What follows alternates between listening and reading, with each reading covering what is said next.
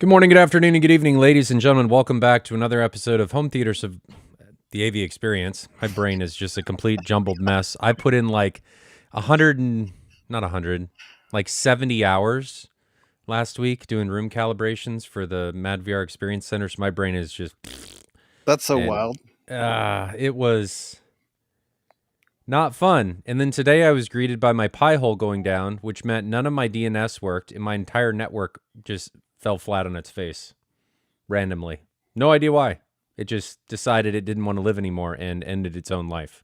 So you couldn't restart it and bring it back or anything? It was Nope. dead? I tried all kinds of stuff, and I'm like, what is going on? I can't even get to the router, and it didn't know where anything was. And then I got into the router, and I turned its DHCP routing off and told it to be its own DNS server. And then I forgot to make its And then I forgot in the Arachnus stuff that you have to tell it to not be a DHCP relay. So then it's not assigning IP addresses. And it was just a mess. But I figured it out. And, now I know until I forget. And the problem happens again. And then it all restarts itself. So how have you been? Busy.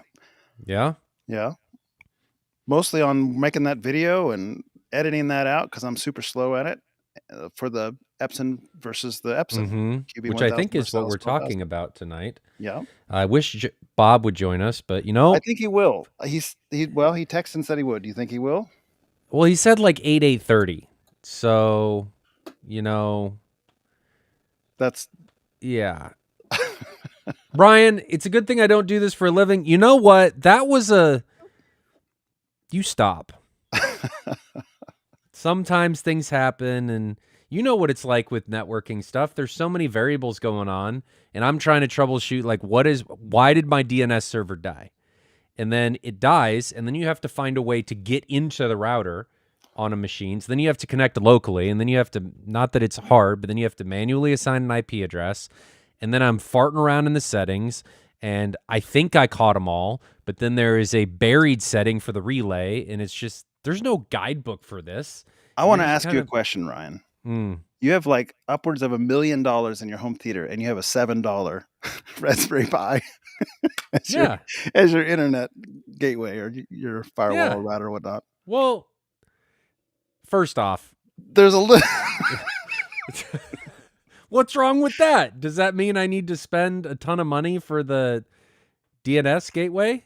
Well, all I know is that a consumer router, a commercial router, probably wouldn't have died. Raspberry Pis might die.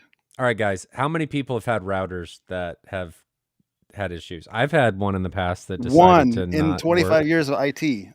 Because I ran it into the ground. You remember the WRT54G, the old Linksys, the best of the best from the early days? Yes. I ran one too long with modified firmware that eventually gave up the ghost. Oh, you had wart on it? I think I had just Tomato, right, for that time frame? Tomato sounds right. Yeah. Tomato. Yeah. And and then you could do a little overclocking to get your SSID to reach a little further, your broadcast strength, and I think I torched it. So what I think happened, this is what I think happened. And I'm not sure exactly how it happened, but this is what I think happened. Because it was working, and then it wasn't working. So it's probably my own damn fault for doing something that I thought I was doing, and then I guess I wasn't. So, and I can't verify this. This is just a guess because it won't turn on. It won't turn on, okay? It won't turn on. So this is just a guess. What I think happened is when I was moving plugs, because I ran out of plugs in this power strip because my son was trying to plug in a Philips Hue bridge. So when I was moving plugs, I got all the way to the end and I plugged it in and it didn't feel quite right. I think what happened is I bridged two outlets and it just went. You mean like you had two surge strips next to each other? You got one leg in each one?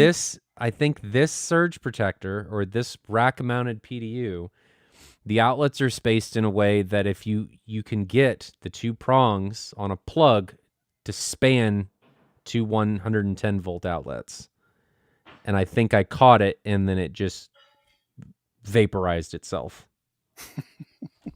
That's the only thing I can think of happening. Why would it randomly I can't even imagine how that's possible. Because if you got, is this like a 20 amp PDU? I mean, how do you even have a sideways ability to plug it in and a sideways? It's a 15 amp PDU. All of the plugs are right next to each other.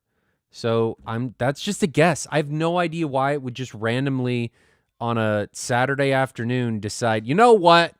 I don't want to do this anymore. I'm done. I'm out. And then just not working any longer. That's funny. It's the only thing I can think of. And then it won't turn on anymore. So it's not that it doesn't work. It won't turn on. So that's the only thing I can think of. I don't know.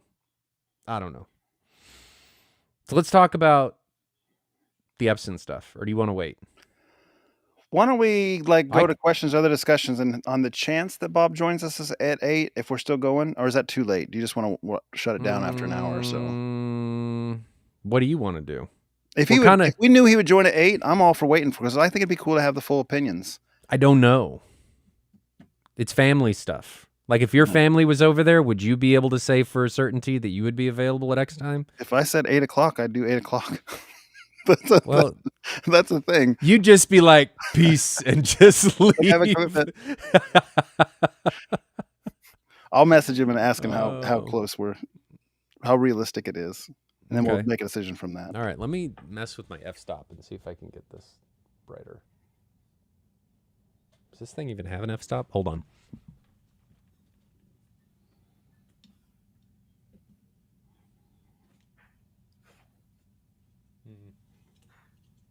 Okay. I'm not going to mess with that. But in the...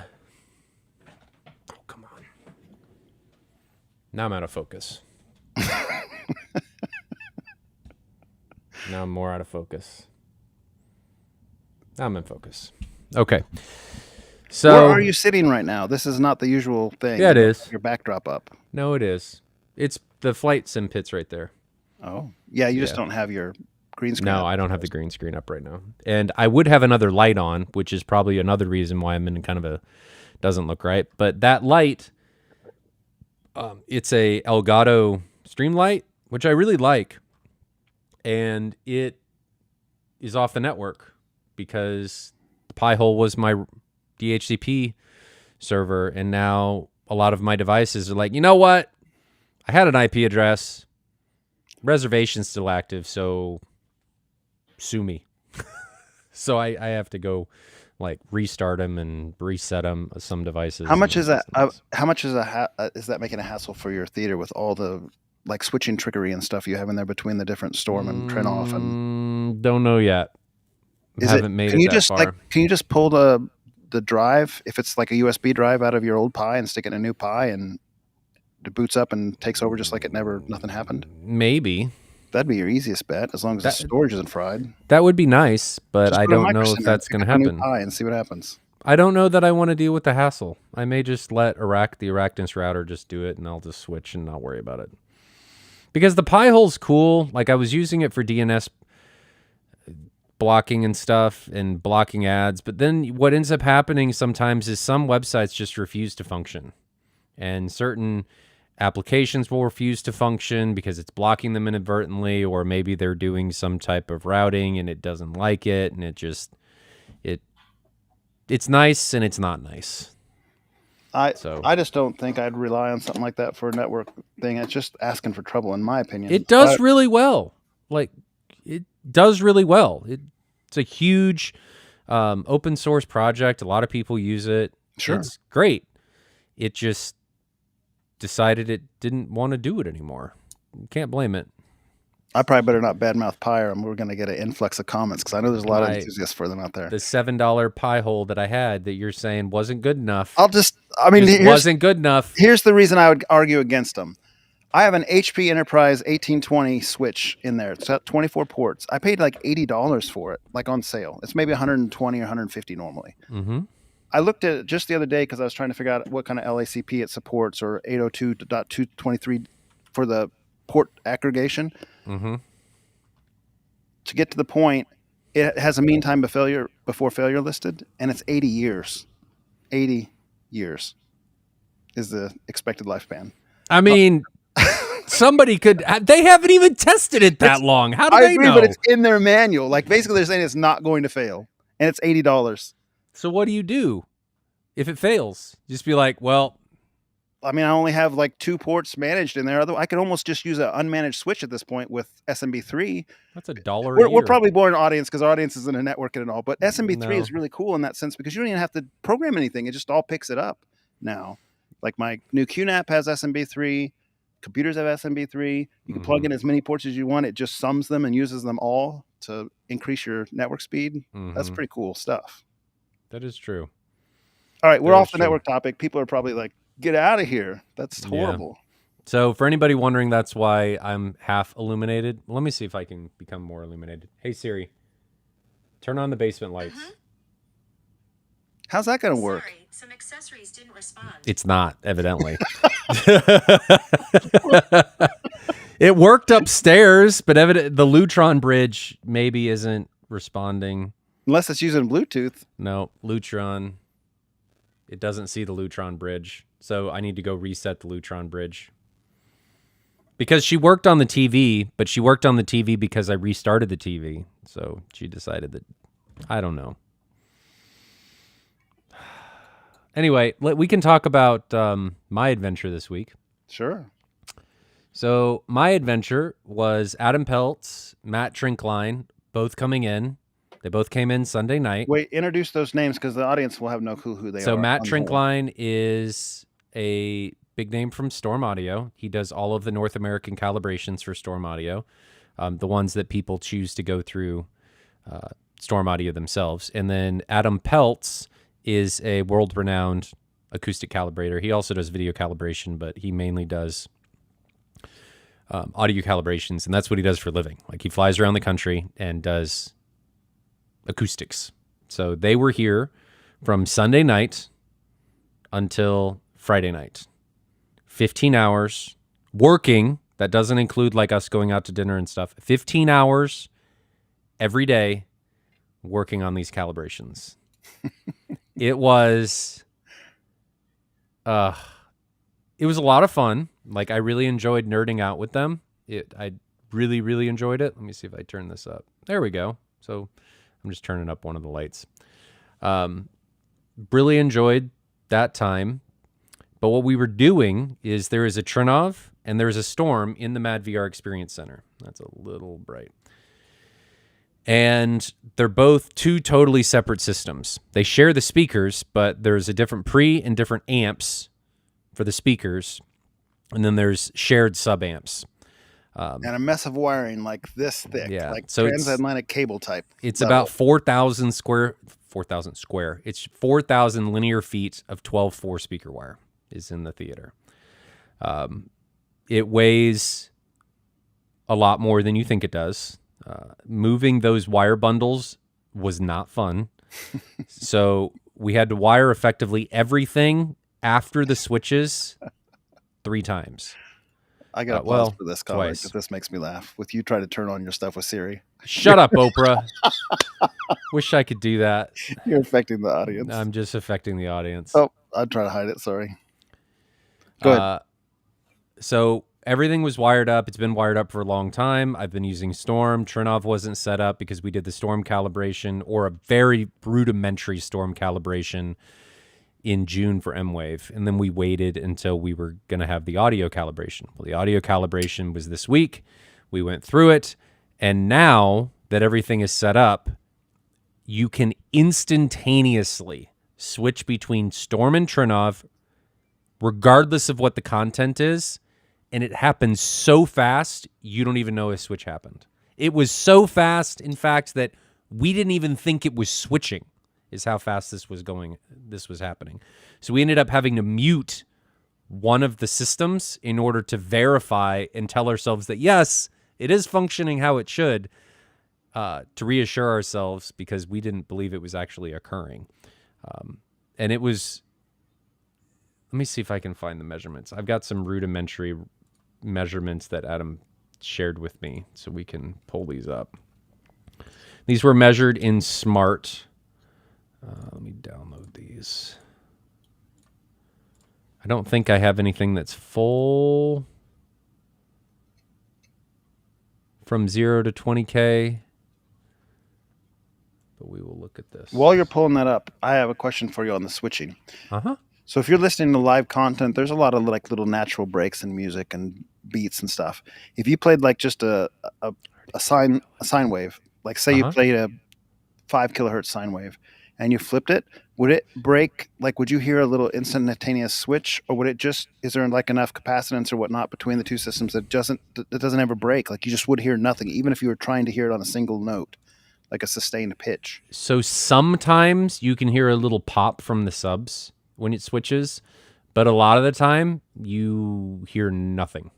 That's pretty cool, man. That's like the definition of a quick blind test. It is it's very cool. And Matt did this a couple times where we would turn on clips and we would all be watching, and he would announce switches for a while and then just stop. And we'd watch a clip for a couple minutes, and then it would end and he'd tell us, yeah, I was switching the entire time after I told you I stopped. And we had no idea that he was even doing that. So let me see if I can. So the different bass management systems are obviously very, very different in their core. There's no difference in like the way that played out, or did they just manually adjust it to be as close to identical as they could? So we manually adjusted the frequency response to be as identical as it could, because we figured if you didn't do that, the one that had more output was probably going to win. So we had to do that. Yeah. We had to do that. We figured that how they were being implemented, like the different technologies, was going to change or affect how we perceived them. And it did a little bit, but in content, and I haven't done this in 2-channel yet, but in movies, we couldn't tell. It wasn't what we could find possible. And these are, like, Adam Peltz and Matt do this for a living, so it's not like these are untrained listeners. I mean, these are guys that if there is a difference, and you can tell that there's a difference, they're probably going to be able to identify it, and we just weren't able to do it. So, did you guys? Oh, exactly where my head was at. Okay. So this is a 5 mic array of seat-to-seat consistency across my entire couch. Nice, man. What's the smoothing on this? So this is, I think this is like 1/6, but it doesn't really affect the low frequencies hardly at all. What you see is really very close to what they actually look like. So we have a variance in some places, and part of this is because the mics, he didn't calibrate each one of them to ensure they were identical. So there is some variance in the microphones, but you can effectively sit any position on the couch and you're going to have the exact same low frequency experience. It doesn't matter. And this is just the 21. So this does not include the infras. So this is just the 21s. So the two lines, what's the top 5 grouping versus? Let me see if I can pull up the email where does he say that? Pre-EQ versus post-EQ, maybe bottom is post-EQ? I don't know. I don't know what the bottom one is, in all honesty. Because there's a little bit more roll-off on the top one, which is what I was wondering if it's like the natural sealed roll-off. No, I don't know what that is, and he doesn't tell me. So... And keep in mind, this is only subwoofers, guys. Like, look at the frequency range on the bottom. It goes up to 125 hertz. Yeah. So this is just the subs, and I don't know if this is Trinov or Storm. They were both very, very similar. So this is a really, really, really good result. Everybody was very happy with this, and it didn't change much after art or waveforming. Like, this was very close to what it was raw. Is it possible the -72? Because look at the level. If those levels are accurate and not just like arbitrary, that might be the noise floor of your room, mightn't it? I have no idea. I don't know what that is. Adam just sent these to me when he was on the plane. I'm going to get a much larger package of measurements, but he just sent these to me because I asked him for some to show tonight. So there's that one.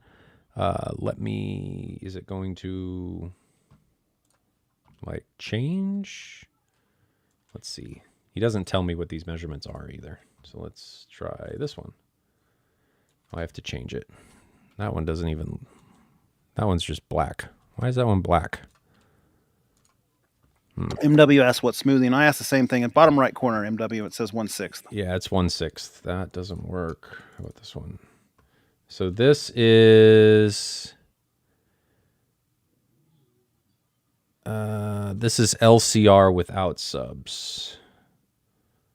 So let's do this one. So this is LCRs. Looks like they're kind of applied a Harman curve effectively, right? Yeah. Yeah. And the Black Swans have a roll off around 14K pretty hard. Mm-hmm. So this is really pretty close to the natural response of the speaker. It's just what they do. So still sounds really good. We applied a little bit of boost up here, but it is pretty close to our Harman curve coming into this. So that is that one. And what is this one? Yeah, and look at the dB spacing on the left, of course, you guys see is 2 dB. So you're normally seeing these kind of graphs with 5 or even 10. Mm-hmm. We're really zoomed in.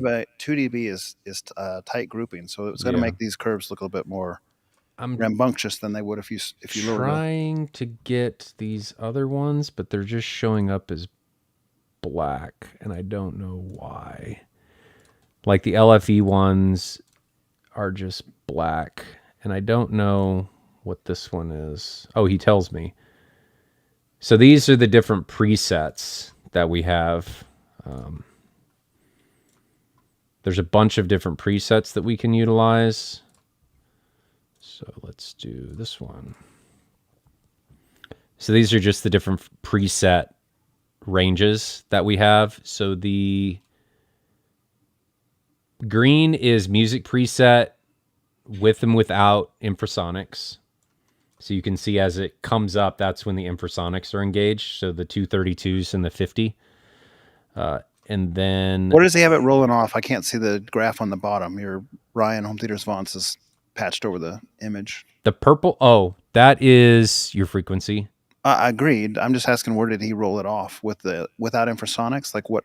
It rolls off at like... Where does that roll off?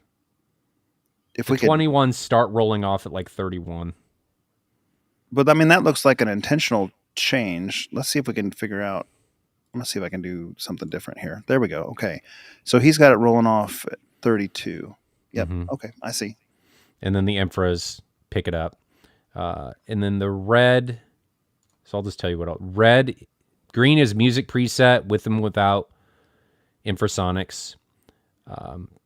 Red is movie preset with and without infrasonics. And then blue is the demo options. So demo was boosted low end. So this was just effectively what we were doing to the EQ for different experiences and different demo formats. But we're flat down to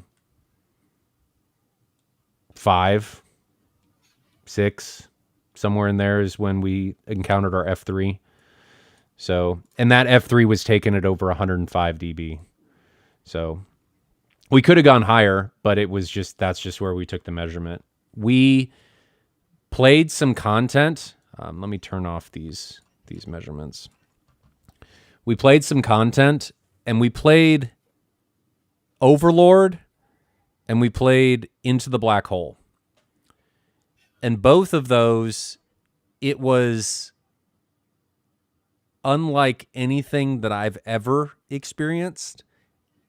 For all of us, we all agreed, and we all kind of said this after the demo ended with Into the Black Hole, that we couldn't tell if it was what the sounds were, if it was the room or it was the track.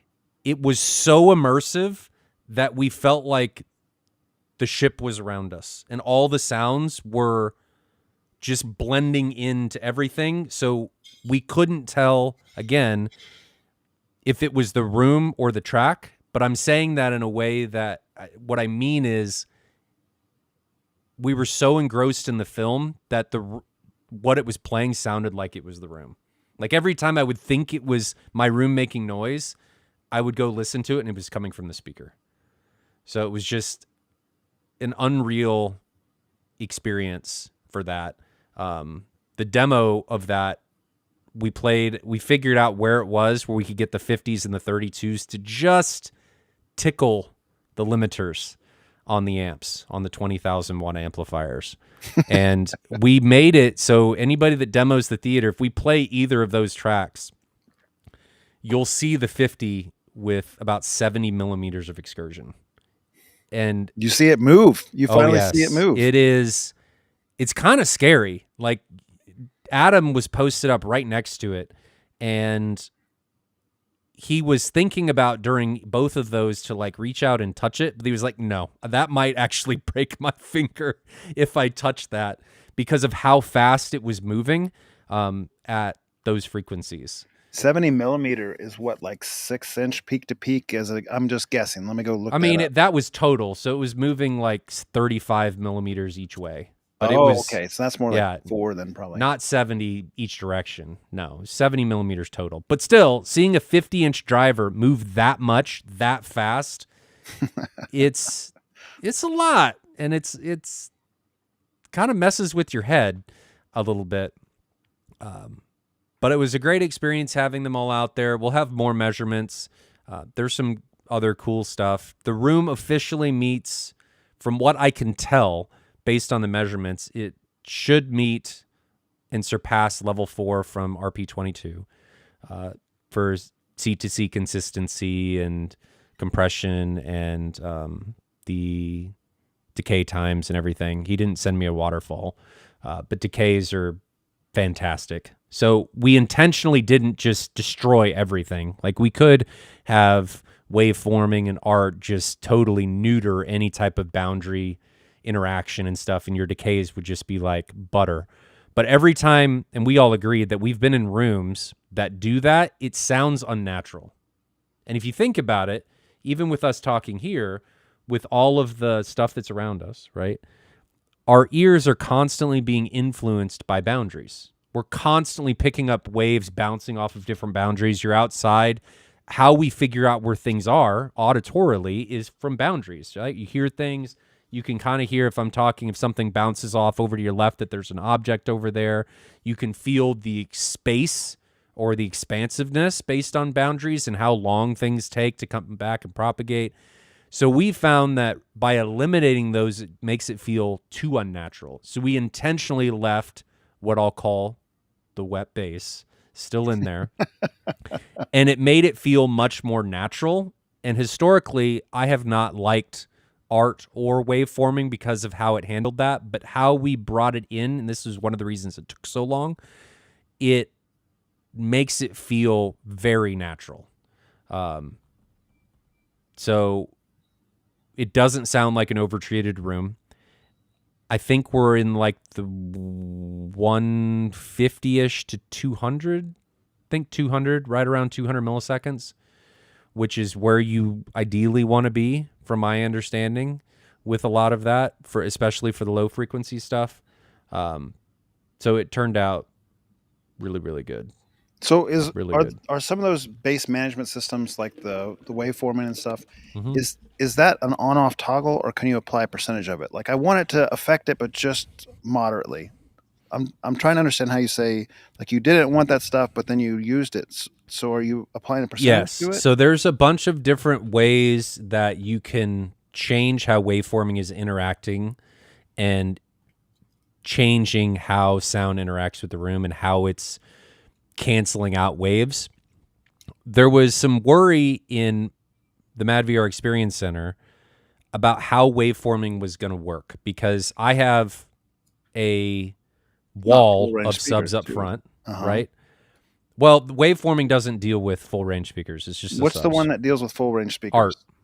Art. So for the best waveforming implementation, it is said that you need the same amount of subs on the front and the rear, and they need to be set up ideally in a very specific way. And on Trinov's website, they have some calculators that you can use to figure this out.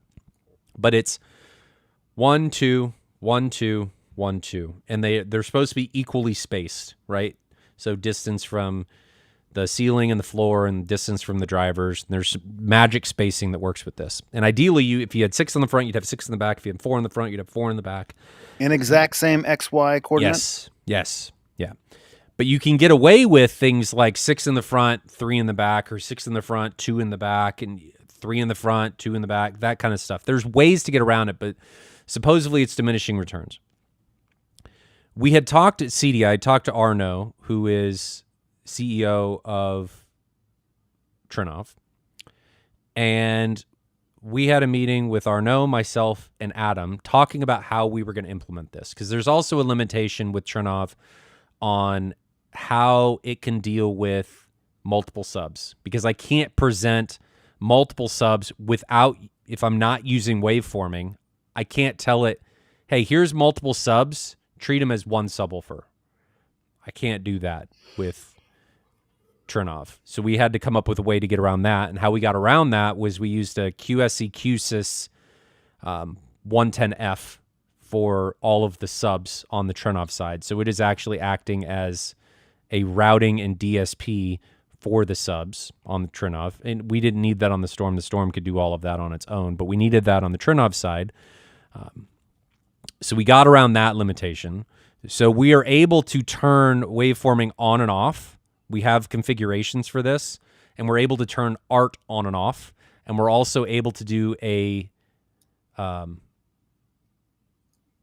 Dirac Live bass management or bass control setting. So we have a bunch of different configurations that we can utilize to showcase all of these different platforms. I don't even remember what I was originally talking about with this, but turned out really good. Everybody was very excited about it. We wanted to keep listening, but by the time we were done last night, I think it was like midnight, done with listening and stuff. So I'm excited about it. I think it's going to be a great tool for the industry to use. I want people to understand that the point of this room was not to compare Storm and Trinov head to head, though we will have some fun with that. I do also want to make sure that people understand that they are both fantastic platforms, and when implemented correctly, it's tough to tell the difference. I haven't played with 2-channel yet, so maybe that'll change. So here's a question for you, and just real talk.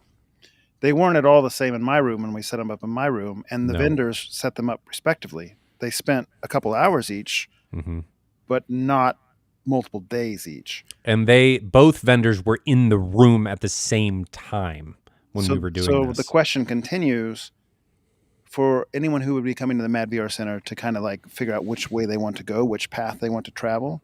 Did you hopefully save a configuration to say, this is the basic configuration that comes with our equipment versus the multiple day configuration that came out of these guys' creative preferences? So like, this is the product versus this is the product, fast switch between what they do out of the box. That would be a worthwhile comparison too. Yeah, and I don't think all your customers are going to spend 5 days with these guys setting up the rooms 15 hours a day. No. And I think that's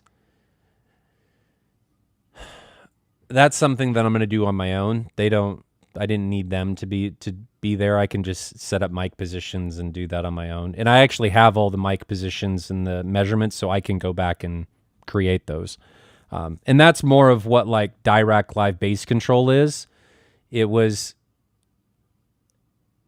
not a lot of management. And actually in a lot of these, we didn't apply a whole lot of EQ to a lot of this stuff. It's not like we're smashing and bringing everything down and raising everything. We all agreed that less is more. The more we can not do, the better the overall result is going to be. So we were trying to figure out levels and placement, and we want to have the room EQ or the auto EQ do as little as possible. And in the end, they both ended up being so close that it didn't really matter. So good experience. That's interesting. Can't wait for people to be able to hear it. It's a different room than it was before. I'll say that. It is much better. I was a little worried for a while, like at the beginning, because we were having some issues, because that's how these projects always go when you're going into these these complicated situations and stuff, there's always issues. You always run into stuff. So we were running into some stuff. We were having issues with how we were going to get the infrasonics integrated, because that's really hard to do in both art and waveforming. Integrating infrasonics into something that is managing the higher bass frequencies above 20 hertz, and then you're trying to integrate it in manually. What we ended up having to do was Storm, and we're waiting on a fix for another way. But what we had to do in the meantime is we actually had to utilize Zone 2 for the infrasonics. So Zone 2 is doing the infrasonics, and Zone 1 is doing everything else. Very similar to how I was doing the bass shakers in the last theater. I was using Zone 2 for that. So now we're just got the 32s and the 50 on Zone 2 instead of the Buck Kicker Advance.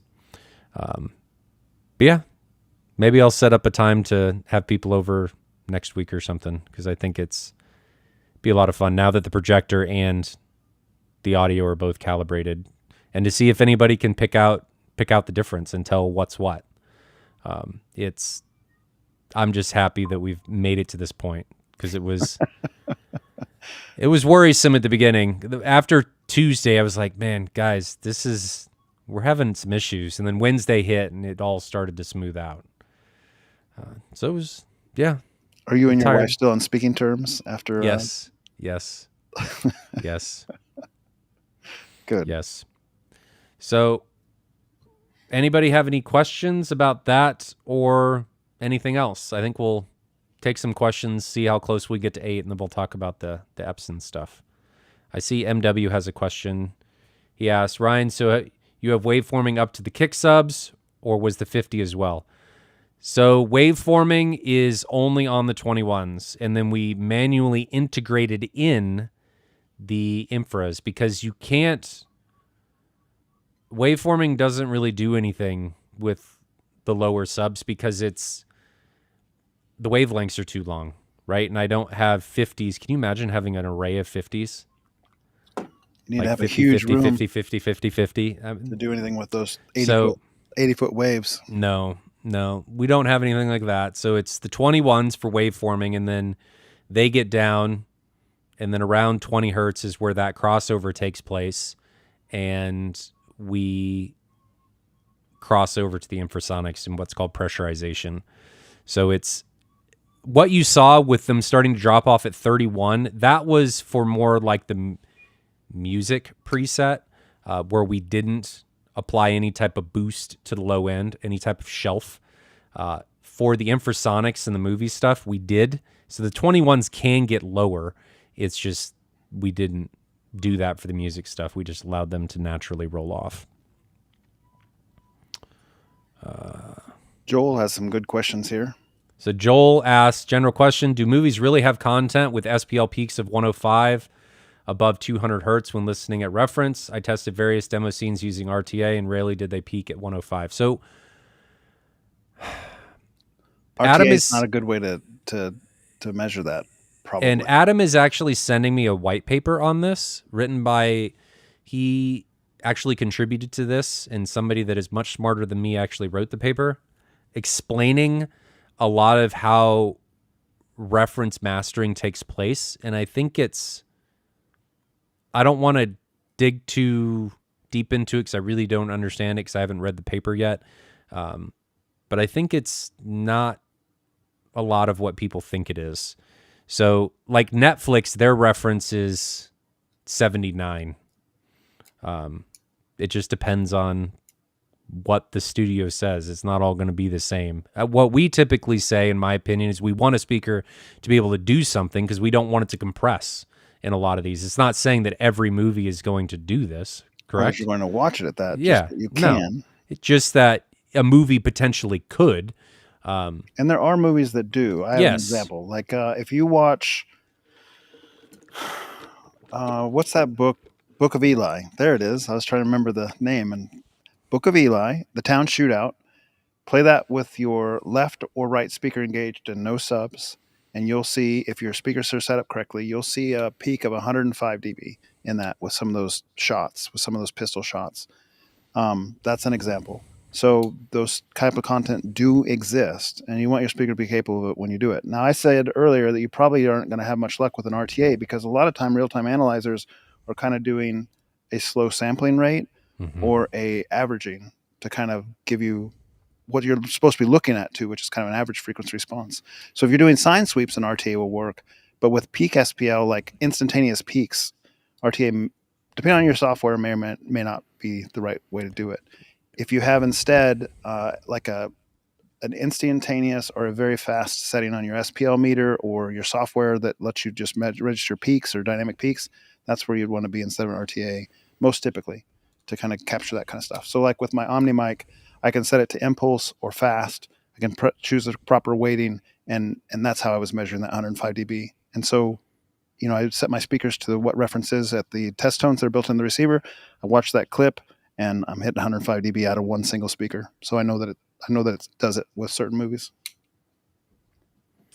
So that was something that Matt actually suggested to me, that I put up a couple different displays, and I don't know how I'm going to do this yet, but I'm definitely going to do something like this, and then put a microphone in the room that'll showcase real-time analysis of any track that is played so that you can see exactly what's happening, and then have the Trinov object identifier or optimizer in the background showing you where objects are in the room, and then have it show a SPL meter so that people can see all of this in real time. That's going to happen. I just got to figure out how I'm going to do it. Where are you going? I'll be back in 1 second. I'm going to grab another SPL meter. I want to show Joel something. You're leaving? I'll be right back. Just wait on Jonathan to come back. So MW says, I'm considering a 32. I'm worried about how waveforming would work, breaking waveforming from a phase perspective at the kick sub crossover. So there's actually something built into waveforming for this called pressurization. The not the Mad VR Experience Center, the demo center at Trinov headquarters, North American Trinov headquarters in Connecticut, actually has a 32, I think, in it. So it's not just 21s. There is a 32 in it for infrasonic. So even the Trinov headquarters has that. So I really wouldn't worry about that. Yes, you can mess with phase, but I think you're going to get a very good result. I mean, the results that we got are phenomenal. Just waiting on Jonathan. I'm going to stare at him while he's doing what he's doing. You're going to be pretty bored. So here's what I'm going to show you, Joel. I have a couple of inexpensive SPL meters from like Amazon. They're probably $20 or $30 a piece. And I bought them for that Arundel review. I wanted to make sure my Omni mic was in the right ballpark. And one thing I noticed was with dynamic peaks on these SPL meters, they would register within 2 or 3 dB as far as just like a sine wave. Like they were close enough for a cheap SPL meter that you knew they were in the right ballpark. But if I did a clap test, there was as much as like 15 dB difference between a clap test, like a single clap. Like they're both the same distance away, and I'm clapping with my hands this equal distance away from them, and they would register very differently. And that's because the sampling rate on them is not identical at the same time, right? It's picking up different parts of the reverberation from the clap. And so if your sampling rate is slow, as these devices are, you're never going to get an accurate instantaneous peak, which is probably why these like $20 or $30 devices can't really be used for you can get an average out of it, but it's going to be real hard to get a dynamic peak. So I think I've probably explained that well enough you understand, but I'm just going to try to demo it for you here. I'm setting them up to be the same. I've got it on max. I need to figure out how to change this one to DBC. Waiting. There it is. And then can I clear this one? Well, it doesn't matter. Right now, they're both, I'm looking at them. I'll try to show them to the camera. I don't know if this will pick up on the camera or not, but one of them says 86.2 and the other says 83.8 as far as like their max SPL that they've measured since we've been talking. Can those show up? Mm-hmm. Okay, so I'm going to set them down gently so that I don't register it. Okay, it still says 86.2 and 83.8, and I'm going to clap. And they didn't even change. So neither one of them picked up that sample. I mean, that tells you something right there. Let's try this again.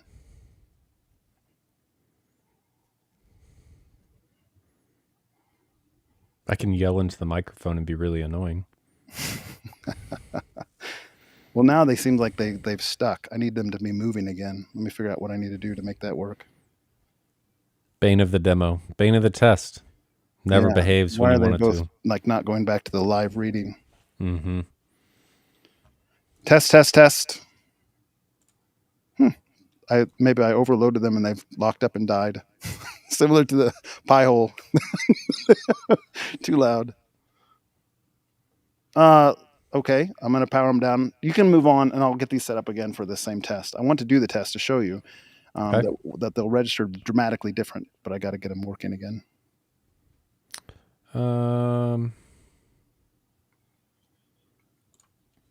So Andrew asks, why is bass that is redirected to the sub 10 dB lower? Shouldn't it be the same level as the LFE channel? You have a good answer for that, Jonathan? I don't think it's accurate information. I think the question's wrong. Bass that's redirected to the sub is actually tend to be higher. That's what I thought. I didn't know if you knew something that I didn't know. There's 20 dB of dynamic range for speakers, and there's 30 dB of dynamic range for subs. So you're supposed to be able to go to 105 from the main listening position with speakers and 115 for the subwoofers. So I think the question's not right, or we're not understanding what you're asking. Mike Stapleton or Stevens asks, any recommendations for a site to attempt to predict room modes in an open concept room, taking into account the total cubic feet of an open floor plan? REW can do this. It's complicated. It is complicated, and it's not always, it's not accurate perfectly, but it will give you an idea of something to deal with, but don't expect it to behave exactly like that. Okay, here, first off, let's just show these two side by side here and talk. I want to show that these things are not reading the same thing just in normal conversation. And they're backwards, aren't they? Mm-hmm. Well, that makes it fun. So it's okay. So talk, and you'll see that Hello. they're not reading the same thing. Hello. Because of their sampling rates being different. Yeah. Now let's see if I can go back to the peak and see if I can capture that. And this one's on slow. It needs to be on fast. Okay. So right now, their peaks are both... come on here. This is a bad demo. I'm sorry. If I can figure this out, I'll show you. In the meantime, let's talk. Another question. There we go. Finster asks, some subwoofers have phase knobs while others have delay knobs, while the Denon AVR measures distance. Does adjusting these do the same thing, or are they different? Phase is delay. It's another way of saying it. So yes, they're the same. Your phase knobs are increasing the amount of time, basically changing the impulse response coming out of the driver. And you can measure it with a real-time analyze tool. You can kind of set that up yourself and get it perfected. That's how the receivers are doing it, to measure impulse response. Yep. And I want to make sure that people understand this. Phase is possibly the most important thing in subwoofers. If your phase is messed up, you're going to have a really bad or poor experience. Good phase can make potentially even mediocre subs sound very good. Okay, I'm going to try this clap test again. I didn't want to clap in the middle of you speaking. Why are they not picking up this? I've done this before and it worked, but now they're just like stuck. They don't move when I put them in the max. Maybe I need to let them be live before I push the max, and then maybe that will come back and tell me. Okay, back to the comments. Okay. Anything else? Trying to get them.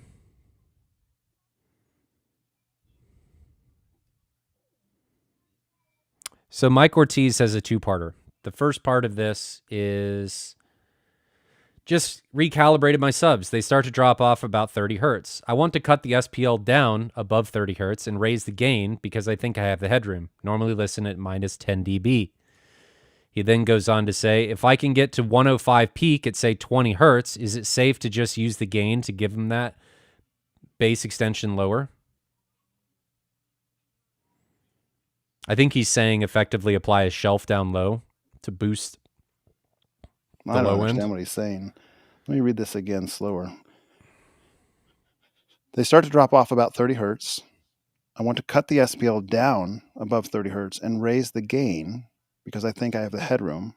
Normally I listen to negative 10 dB. Okay, I think I understand now. So then he says, if I can get it to 105 dB peaks at say 20 hertz, is it safe to just use the gain to give me some of that bass extension lower?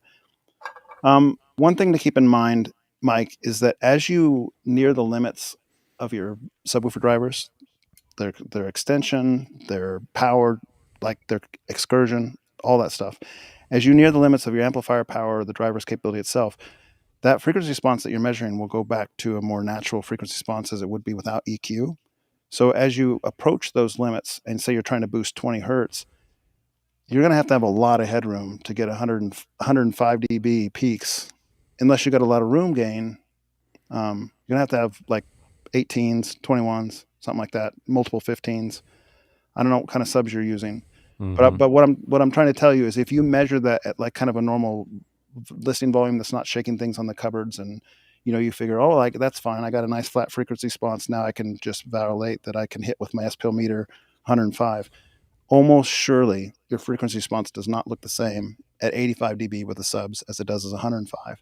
So you're going to have to like keep that in mind. That being said, if you have quite a few, if you have multiple drivers or so forth, and you want to use a shelf filter to kind of drop off things above 30 hertz and try to make your line more flat away, that's totally reasonable. Just realize that as you turn it up towards reference or above, it will no longer be flat. Almost certainly will no longer be flat. That's okay. Just making sure you understand that part. Okay, I'm going to try a clap again here and see if it registers. If they're live reading, the numbers are changing. Okay, let's see what we got. So now if I go to max peak,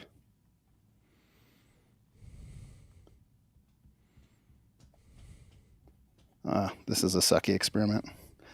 I'm not sure how I did it before, but I did do it before. They're both reading 75-ish right now. We all accept that you just don't know what you're doing. All right, I got it. Here we go. With that clap, that clap was louder than 86. I guarantee it was louder than 86, but one of them registered at 86, the other one registered at 81. So if I measured that with my Omni mic, that clap would probably be up near 105. And I'm not kidding, because it measures more quickly. It's more of a quick refresh sample on that rate. And that clap is loud. I mean, if you think about it, there's been people that have used high quality mics and measured car door slams, and they can get up to like, this sounds ridiculous, but I've read they can get up to like 150 dB with a hard car door slam. That would never, ever show up that high on an SPL meter because the sampling rate's too low. But those quick impulse responses can be very, very loud.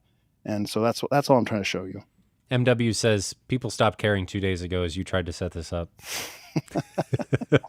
Sorry, MW. So All right. Bruce has another question.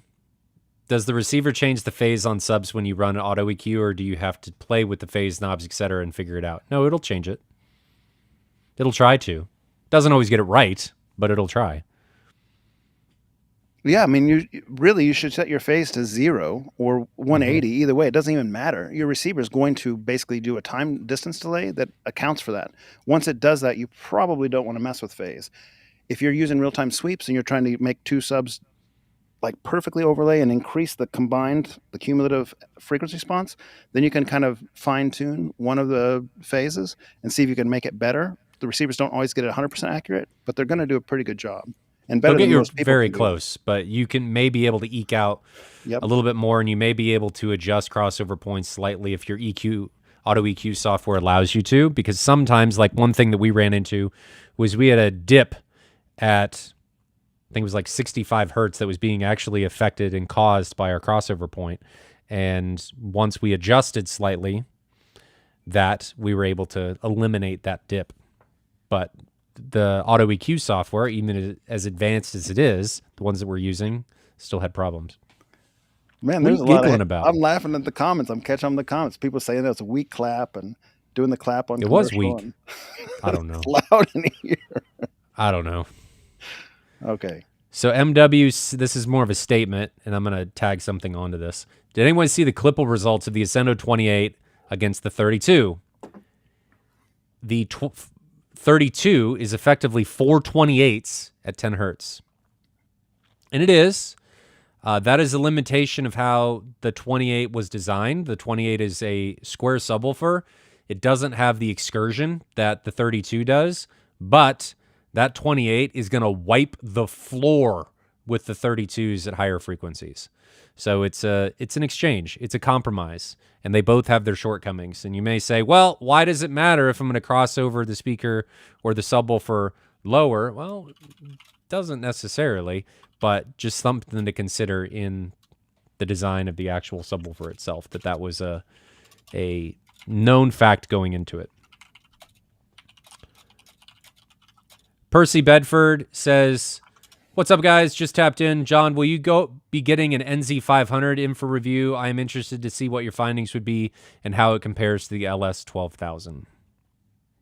So let's just say right away that a guy named Tyler and a guy named Jeff bought those units and let us play with them before we shipped them out, before Ryan shipped them out through Ascend AV. I don't plan to buy NZ500, but if a customer that is buying something from Ryan is interested in doing that, I'd be happy to engage again. We could do a similar shootout like what we just did. I mean, I could bring my LS1200 over if we want, or if we just want to look at it. I think we're all interested in doing that, but the opportunity has to. We don't have that kind of relationship with dealers right now where they would, sport that in that way. I mean, yeah. And I think it's. I don't mean anything negative, Ryan. I'm just saying, like some of the bigger YouTube people, like the dealers, send them out, kind of a round robin fashion and so forth. They buy them, and then there's one that goes on rotation. We don't have the clout yet to get those kind of things in like the that. Vendors. A lot of times will do that, but I don't even know that it's necessary. You've already done it with the NZ7, and I don't think the NZ500 is going to be really that much different than an NZ7. I'm curious about the high contrast optical block that they have in there to some degree, because they say that increases the interesting contrast, and that was one of my big complaints on the RS2100. So if they've got that under control and it's got better dynamic, better like low APL, might be good. Yeah. Like if you got the native contrast and you got the interesting contrast, it's pretty nice. Doesn't support 4K 120 now though. Doesn't have frame interpolation either. Nope. Disappointing in both regards. It is. And no 3D, if anyone cares about that. Nobody cares about that. One more question, and then let's jump into the comparison. Let's see if Bob wrote me back too. White Glove Review says, I have an X4700H, that's from Denon. I'm getting ready to add 2 subs. Are the sub pre-outs discrete channels, or should I use a Y splitter going to a Behringer N6000D? They are discrete. Oh, yeah. If you wanted 4 subs, you would then split each of them, depending on how you'd have everything set up. But no, they're discrete. You'd have 2 independent subwoofers if you did it that way. All right, one more question, because it just came in. Bob texted me and said he'll be on. So we should keep asking questions answering questions until he gets. Daniel P says, have either of you had experience with REL 1510 subwoofers? I have 3 in my medium-sized room with Arendelle 1723s. Speakers all around on the bed layer. I feel they do well, but gauging an upgrade path. I think REL makes okay subs. I don't think there's anything wrong with them. I think their marketing strategy is butt. I do not like them talking about line level inputs and all this other stuff. I think that's bananas. I think they're fine. I think there are better subs, but that's not to say that they're bad. There's definitely upgrade paths available. That is going to come down to, I hate to say it this way, but with subs, it's really how it's going to go. How much do you want to spend? Because the diminishing returns on subwoofers are typically a lot higher. Or a lot lower, excuse me. You typically continue to gain as you go up. MW has an... I want to point something out. Just a second. Let's do this. Let's share my screen here. This is interesting to me. Are you on database? No, I don't think that's out there, unfortunately. They're newer than that. But tell me if you can see my screen. There you go. Okay, I'm going to put these side by side. Audioholics? Yeah, so Audioholics had a review on the REL. But what I wanted to specifically point out was Audioholics had a picture of the driver. Here it is, and here's a picture of the Stark Sound driver. Now the carbon fiber front on it, the cone is slightly different carbon fiber look, but that basket looks really similar, doesn't it? So here's Stark Sound. Does it have And here's Rel. the vents? They don't have it rotated to know because these vents are probably just on 180-degree sides, I'm going to guess. Let's see if we can find another picture of the Rel. Most times you won't find those pictures of subs, so I'm kind of surprised that we did here. But point being, I mean, like, look, here's the little metal tab. Here's the little metal tab. It's got 2 layers of magnets, 2 layers of magnets. It's got that same metal look. You've even got the folded stamp on the metal. Yeah, in between the cutouts. It wouldn't surprise me one iota if this driver comes from the same vendor. Probably, and that's okay. I just noticed that when I was kind of pulling that up in the background. So one thing that is clearly different, like the carbon fiber weave is definitely bigger on the Rel. Do you see the size of the diameter of the weave versus the Stark Sounds weave? At least in that picture online, it looked different. I think Bruce is in the chat, and he's got Stark Sound, so maybe he can weigh in and say, yeah, I mean, surely that has to be a different weave, right? Could have changed, though. Surround looks the same. Yeah. From the front, they look a lot like the Ultimax driver, but the basket on the Ultimax, I've got one still here. The basket on the Ultimax looks very different than those baskets. And there's a lot of differences, actually, when you look at the Ultimax driver side by side compared to those. But yeah, I mean, just not neither here nor there, just of interest. And I want to make sure that people understand that it is not wrong for speaker manufacturers to use drivers like that. Everybody does it. Very few speaker manufacturers, very, very few, design things from the ground up. Typically, it's we're going to get a driver and we're going to customize it. So don't think anything ill, and I do not think anything ill of Rel if that is the case. Virtually everybody does it. So it's nothing wrong with that. So don't get any misconceptions for us pointing that out. There's nothing wrong with that. Mm-hmm. Adam asks, thoughts on the new Arundel 1528? I know nothing. I think that Youthman has a video out on this right now. He does. So you might go check that out, Adam. He does. I know. I don't think anything's been measured yet, though. Aaron may get some at some point, but I know nothing. And unless Jonathan has gotten them magically into his room, I can't imagine you know anything about him either. No, I don't really expect to get any other products. You're going to be embraced by them? Don't think I mean, so. I just did an honest review. It's okay. I'm not really embraced by hardly anyone because I have a tendency to put things to their limits. Yeah. Ryan B. asks, is there a way to test each sub out on the AV10 without turning off subs using REW and VLC? Is there a way to test each sub out on the AV10 without turning off subs using REW and VLC? Ryan, so what you're do you like, mean? Because I mean, you could just switch wires. Like if you want to make sure sub 1, 2, 3, 4 all work, just switch the actual XLR connection or RCA connection between the 4.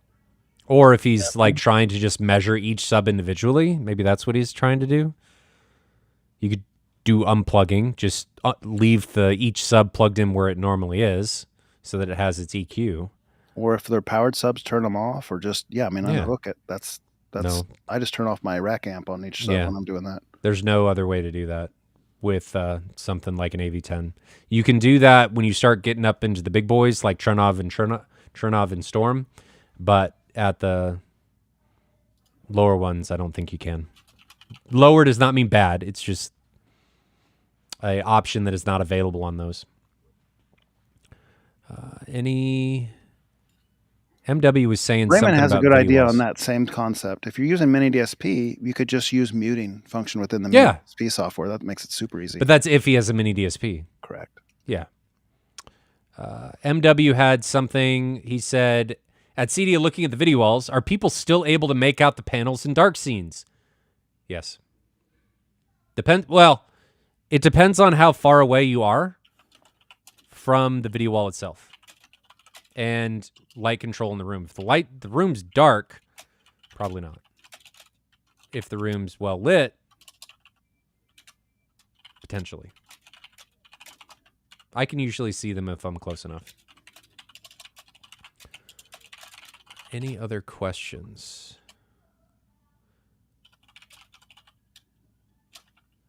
And do I need to send Bob an invite? Oh, you didn't? Yes, you should. I should, shouldn't I? Oh, yeah. How do I'm going to call him and just make sure he knows that we're looking for him. Copy link. I'm sending it to him. I have half a mind to try this sometime, Ryan. Hmm. Hey, Bob, are you able to join us? Yeah, I sent you a text. Ryan never sent me however to join. All right, he's doing it now. I just text him. We missed that.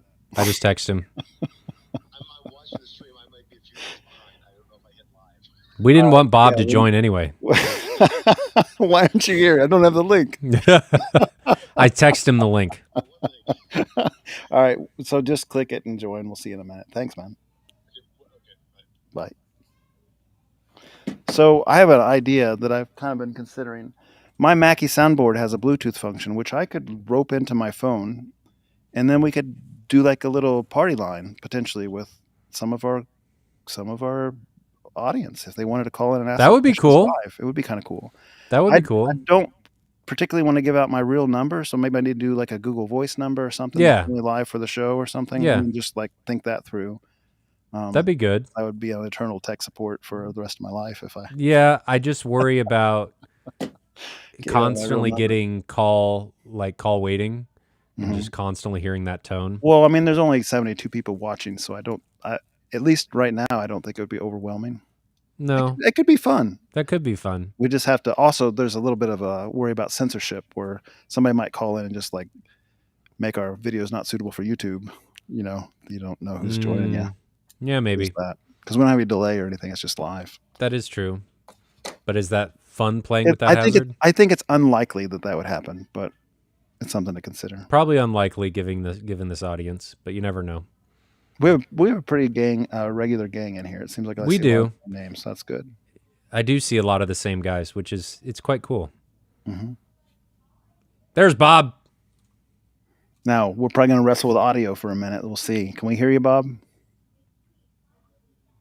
Bob? Hold on. Oh, Yes. yeah, we can hear you. Okay, there we go. Very good. Is Bob loud enough? That's a good question. I don't know. I'll turn him up a little bit. Here's 120%. I think he's a little quieter than you are, Ryan. I didn't grab my other microphone. I just have a pair of old You're good. earbuds. You're good. Okay. So, the part that everybody's been wanting to talk about. LS12000 against QB1000. What were your guys' expectations going into this before we saw anything? Jonathan, you want to go first? I think I'm going to be mostly silent on this because they've already heard from me. Like I made the video and I made that long post on AVS. Well, I don't know that everybody has. Let's start over. What were your expectations? Forget all that. Go ahead, Bob. I'd say my initial expectation was that the brightness difference between the two of them would be more noticeable.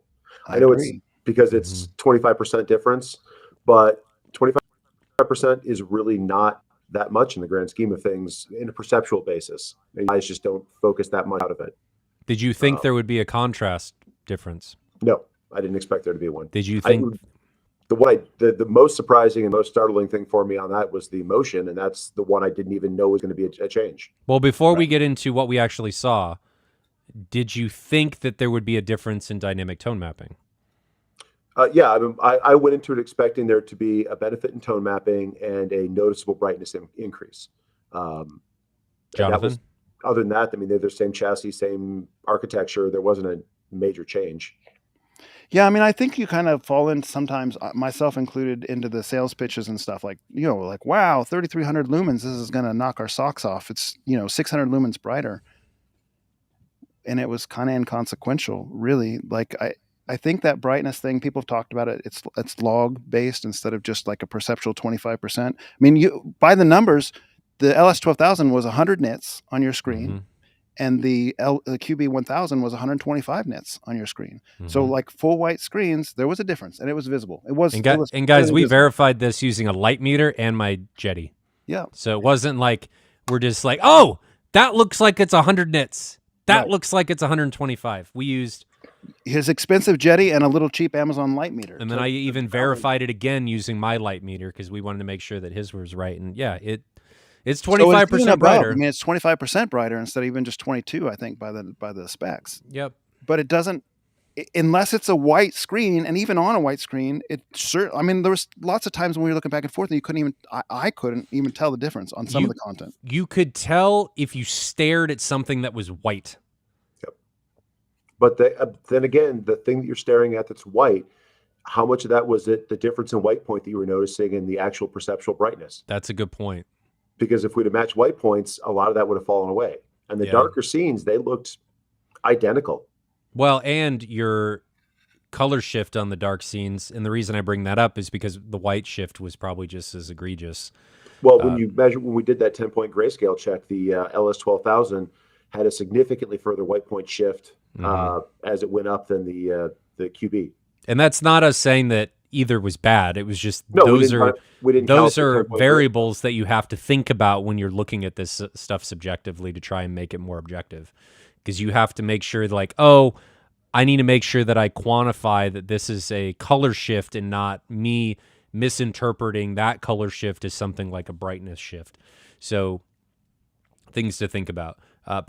Ryan Kramer Chirpy asked, size of screen, 160 diagonal. So we split it diagonally. We weren't using the whole screen, though.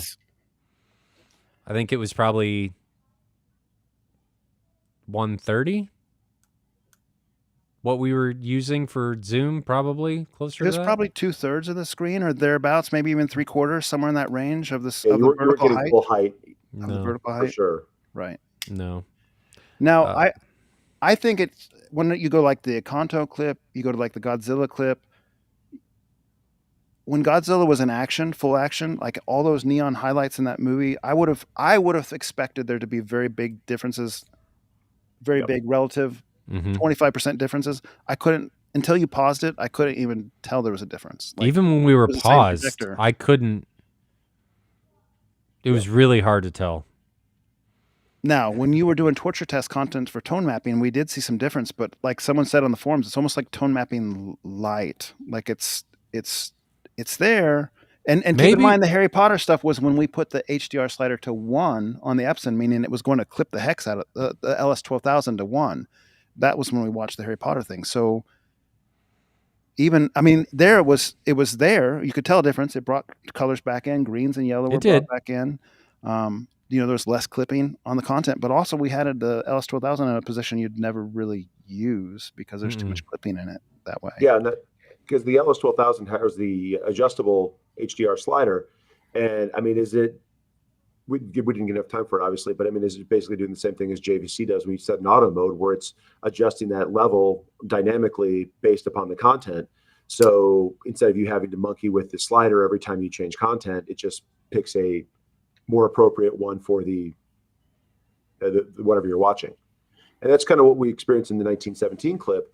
I mean, that's on the JVC side, or on the LS12000. That was like watching a JVC projector on HDR tone mapping, or the auto feature, and the QB was like being on auto wide. It was just one step. It was one bump higher. Mm-hmm. I thought the differences on the 1917 scene were nice. I wish they had made them more aggressive. Like I wish they raised it up a little bit more, because and maybe like the M-Wave 2022 demonstration that we did with Mad VR, you could make that scene with Mad VR taking their slider all the way to top look like a daylight scene if you want. So you can lift those details up to whatever you want. I wish there was either a slider within the QB1000 that you could say like, here's the Tyrian that I want, or it was a little bit more aggressive if they're just going to have a fixed solution like they have right now. That's my preference. So we kind of talked about what happened in Harry Potter, but can you illuminate for the viewers what we actually saw in that scene? Sure. I think if you go back and on my channel, I have a video. It's not great because it's just a cell phone quality, but you can kind of get an idea. So Harry Potter, if there's bright light on his face, the LS12000, and again, the video footage is in HDR setting 1, which is going to clip. Like that's just going to clip. It's meant to be the brightest picture at the sacrifice of having clipping. But his face would have a little bit of blown out. You'd lose some details. There would be ghosts flying around the screen that were just white blobs on the LS12000, and on the QB1000 there'd be a little bit of facial detail. You could tell, like, okay, that's supposed to be a person. The wand fighting, there's kind of a plasma ball in the middle with sparks flying off of it and stuff where the two beams are meeting. And on the QB1000, the sparks were a little bit more defined. It wasn't just a white ball. It had a little bit of yellow tint to it, a little bit of green tint to it. I think, Bob, you pointed out something on a gravestone that looked a little different. Well, you got and the same thing when they were doing the duel itself. You had the two beams when they were meeting in the middle. You could make out the detail on the green beam on the QB, but you couldn't on the other one. It was just kind of a bright mess. Yeah, again, like you said, in the faces, it was just more low level detail that wasn't being lost because it wasn't being blown out, and it didn't make a difference. But I mean, that is an extreme demo that everyone goes to because it's got bad metadata, because it's a torture test. Extremely hard to view. But when we watched Godzilla outside, when we went outside in Lucy, or even Lord of the Rings, when we weren't looking at motion, they looked, or Way of the Water. I mean, that was a dark scene. Could you tell the difference between either of those two? Way of the Water looked identical. Right. If you'd have walked out of the room and come back in, and we didn't tell you which projector was which, there was no way you could tell the difference. No. And we've got a couple comments. MW says maybe they will make the tone mapping better with firmware like JVC did. Absolutely fair comment. Yep.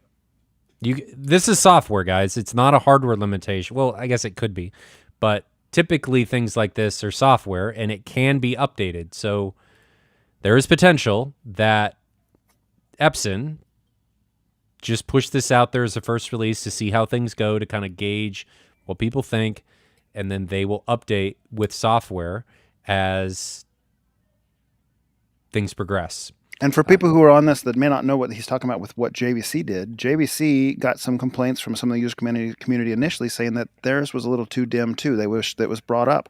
And so the auto wide that Bob was talking about is kind of that opportunity to just raise the overall the shadow detail, the black floor, if you will, raise the scene out of that black floor. So yeah, I mean, it's perfectly reasonable that Epson might do a firmware update, and it's far more reasonable that they do it to the QB1000, seeing it's a new model, than they will with the outgoing, or at least not brand new LS12000. Which gives you a big advantage when you don't have as much native contrast and you can't pick out all those dark details. So the motion difference, I already really like the LS12000 motion, and it's the best I've seen before, and the QB1000 was immediately noticeably better, which was surprising to me because, again... But we didn't even know that was going to be a benefit. It's not even an advertised thing. I mean, I went back to their documentation to see, like, where is this? Where did I miss it? It's in a line item of paragraph of things they've improved, like better motion or something like that. It's not a... They changed the by itself to like XB, from like XB to like QXB or something like that. Different processor. It's a new processor. But it was much better. It was much better. Yep. Tiki asks, since we're on the topic of DTM, if you had a Mad VR on both, would there be a more noticeable difference in the projectors or make them more equal? It would make them near indiscernible. With the exception of motion, unless you're using motion enhancement on the Mad VR also. Because it takes the software out of the equation. It'd be more of hardware limitations that you'd be running into at that point. I think hardware, when it comes down to it, the laser engines are very similar. The panels are very similar. The native contrast we measured was basically a wash. It's going to come down to panel lottery at that point in time. You're 20%, 25% brighter, but that's it. So Christian, this is off topic, but Christian Kanishi, I hope I pronounced that correctly.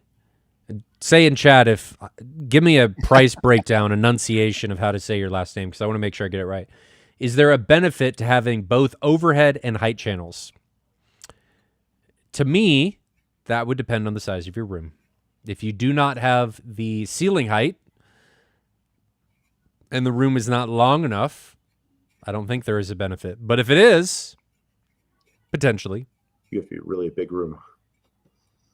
it would. You need ceiling heights because you need to be able to gain separation between your fronts to get the front heights and your rears to get the rear heights to really make that beneficial. Otherwise, they're all just going to blend together. And I know from experience because I've done it. Other than storm and turnout, those are anything that can support both types of height speakers active? I don't know. It's got to be boutique AVR. Marantz and Denon don't do it. Yamaha doesn't do it. No. Does Anthem? No, you can pick one or the other. Same. They don't have enough channels to do it.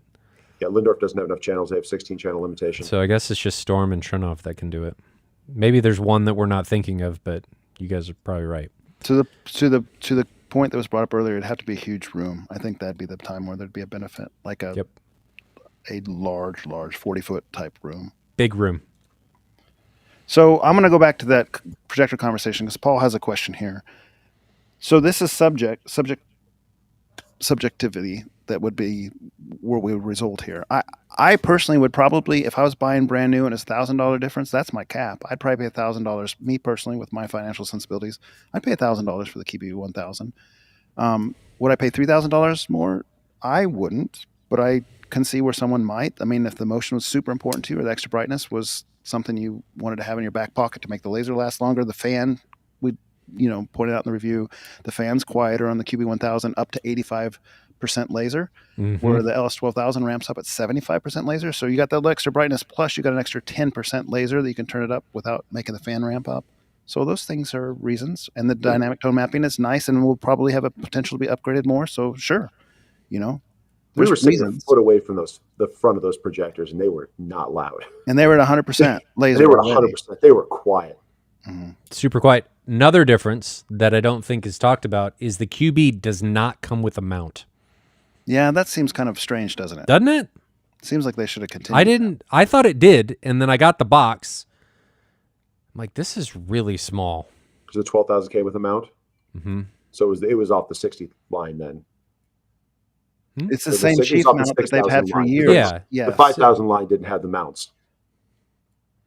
So if you had a 50-40 or 50-50, 50, those didn't come with. Oh, I see what you mean. The 60 versions did because they were the dealer product or the installer product. Yeah. So that was a difference. I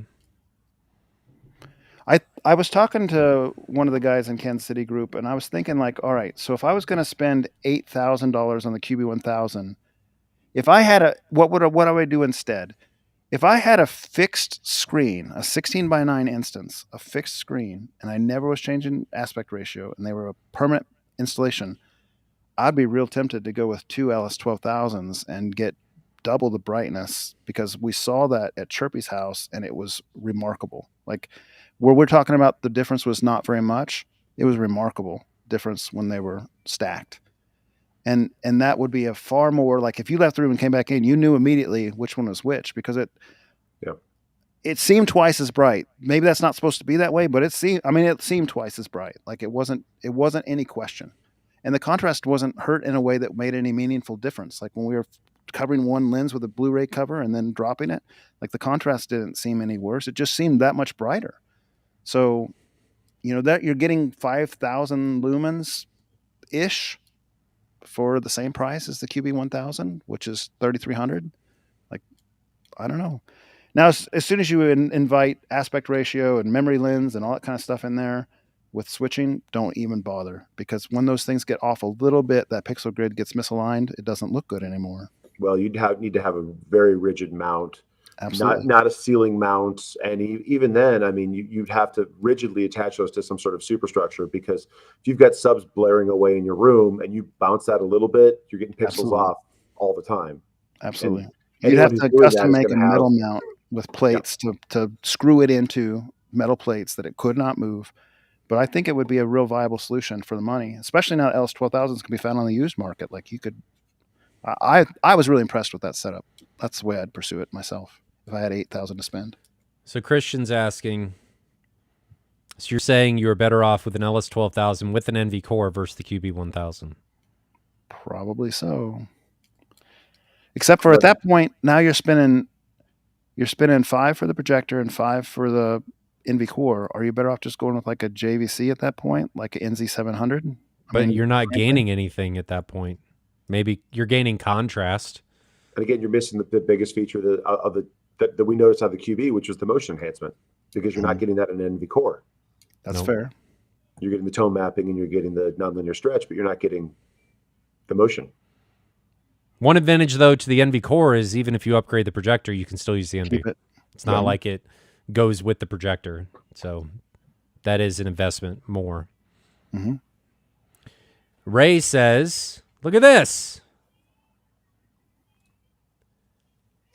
In Germany, the LS12000 and the QB1000 are exactly 1,000 apart. That's WTF, Epson. If that MSRP was $6,000, I would have already ordered one. So that's how I feel about it. That's telling. Mm-hmm. It's a good projector. It is a good projector. It's just. And let me rephrase that. I probably wouldn't have ordered it blind because I don't really feel comfortable doing that. But after seeing it and the better motion and so forth, I think I probably would order it. Would have been on over at Ryan's house the other week and just been like, yep, put an order in one in for me. Yeah. I mean, there's no way in which the LS12000 was better. Mm-hmm. No. It was either plain it's an incremental improvement, above. But it's not an evolutionary step. I mean, there's just not a massive difference between the two. To be clear, to reiterate what Bob just said, the QB1000 is just better than the LS12000. The thing we are trying to differentiate here on and illuminate people on is it worth it? Yeah, and that's such a subjective question. That it is very subjective. 3 different answers among the 3 of us. Yes. So for some people, it will absolutely be worth it. For some others, it will not. If you want the motion, it's definitely better. Mm-hmm. And the noise. Not that the LS12000 was loud to begin with, but like I said, I said this online or on the forum. My NZ8 is 18 inches behind me and 3.5 feet above my head, and that is significantly noisier than the QB that I was sitting a foot away from. Mm-hmm. So, I mean, they're quiet. I'm trying to think if there was anything else that we haven't talked about yet. Well, we talked about it in the video and on the forum, but it's disappointing to me that their aggressive dynamic dimming functions and the full fade to black are only available in dynamic picture mode, not available in the other picture modes, just like That's the a good point. LS12000. I don't know why Epson does that. I wish they would change that, but they probably won't since they never changed it on LS12000 through firmware, and we've been clamoring for it for 2 years. I wonder if they're worried about some sort of color shift in laser dimming like the JVCs have. Mm-hmm. I mean, that's kind of that's a reasonable expectation, I suppose, but it'd be nice to have the toggle, where I can choose, and they don't give you that. Well, but your natural modes are supposed to be, they're pre-calibrated modes, and that's you're doing power adjustment, then that takes away the purpose of their pre-calibrated modes. They give you dynamic to make it up, but so Spaceman has a question. I'm trying to determine which to get, NZ700 or Epson QB1000 on a 92-inch Screen Innovations Black Diamond 1.4 gain. Spaceman, can we be real, frank with you here? You're so close. You're so close to OLED territory at 92. You're so close. Can we skip the projectors and just recommend you to an OLED, like an LG 83-inch OLED? Or if you want to swing big, go to the 97, and you have to pay a lot more. But the projectors cannot compete at the size. You have to go big to make them worthwhile. 83-inch OLED, that's what I would recommend for you. Me too, strongly. Yeah. Now, to answer his question, in fairness, since he is asking, what do you guys think? I haven't seen the NZ700 yet. I mean, so you mentioned a little bit before, is it the 500 or the 700 that had the initial review with a much higher ANSI contrast? Mm-hmm. The 500 is what most people are talking about from the show. Okay. I haven't seen full reports on most of I saw that mentioned somewhere. Until to see that, I mean, I couldn't really say. You saw the 500 at the show, right, Ryan? Mm-hmm. What was your takeaway? Or did you think it was not a good condition to view it, or what was your takeaway? Look like a JVC. I mean, it's hard to tell when they're not right next to something else. Good projector. In this particular instance, with that much gain on the screen, if it were that small, I'd do the NC700. Contrast.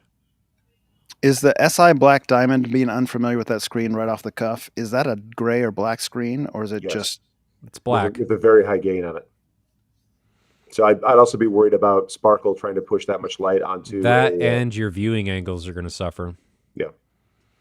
So again, OLED doesn't have either of those problems. So I would do an OLED if I were you. As someone who's had an ALR screen and pushed more light onto it, the sparkle gets and the texture gets very obvious. This isn't my preference, but I've been reading this on the forum. The Hisense is coming out with a 110-inch TV very shortly, and they will probably be inexpensive, relatively, compared to like an LG that we're recommending for the OLEDs. Would you guys consider doing like a Hisense 110 if you were a spaceman? Or is that not high enough quality for your preferences? I cannot get around the blooming and stuff I always see on those TVs. Mm-hmm. I've gotten so used to what OLED delivers and what projectors deliver, I can't do it with the backlights. Mm-hmm. Even though they have 5 zillion backlights, it's still not a 1-to-1 for pixels, and you see blooming. I just cannot. I cannot look past it.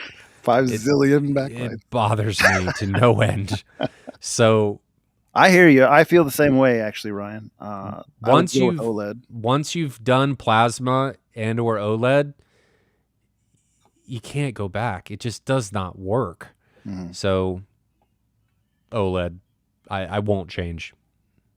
Or micro LED, but that's even more expensive. Bob, any difference?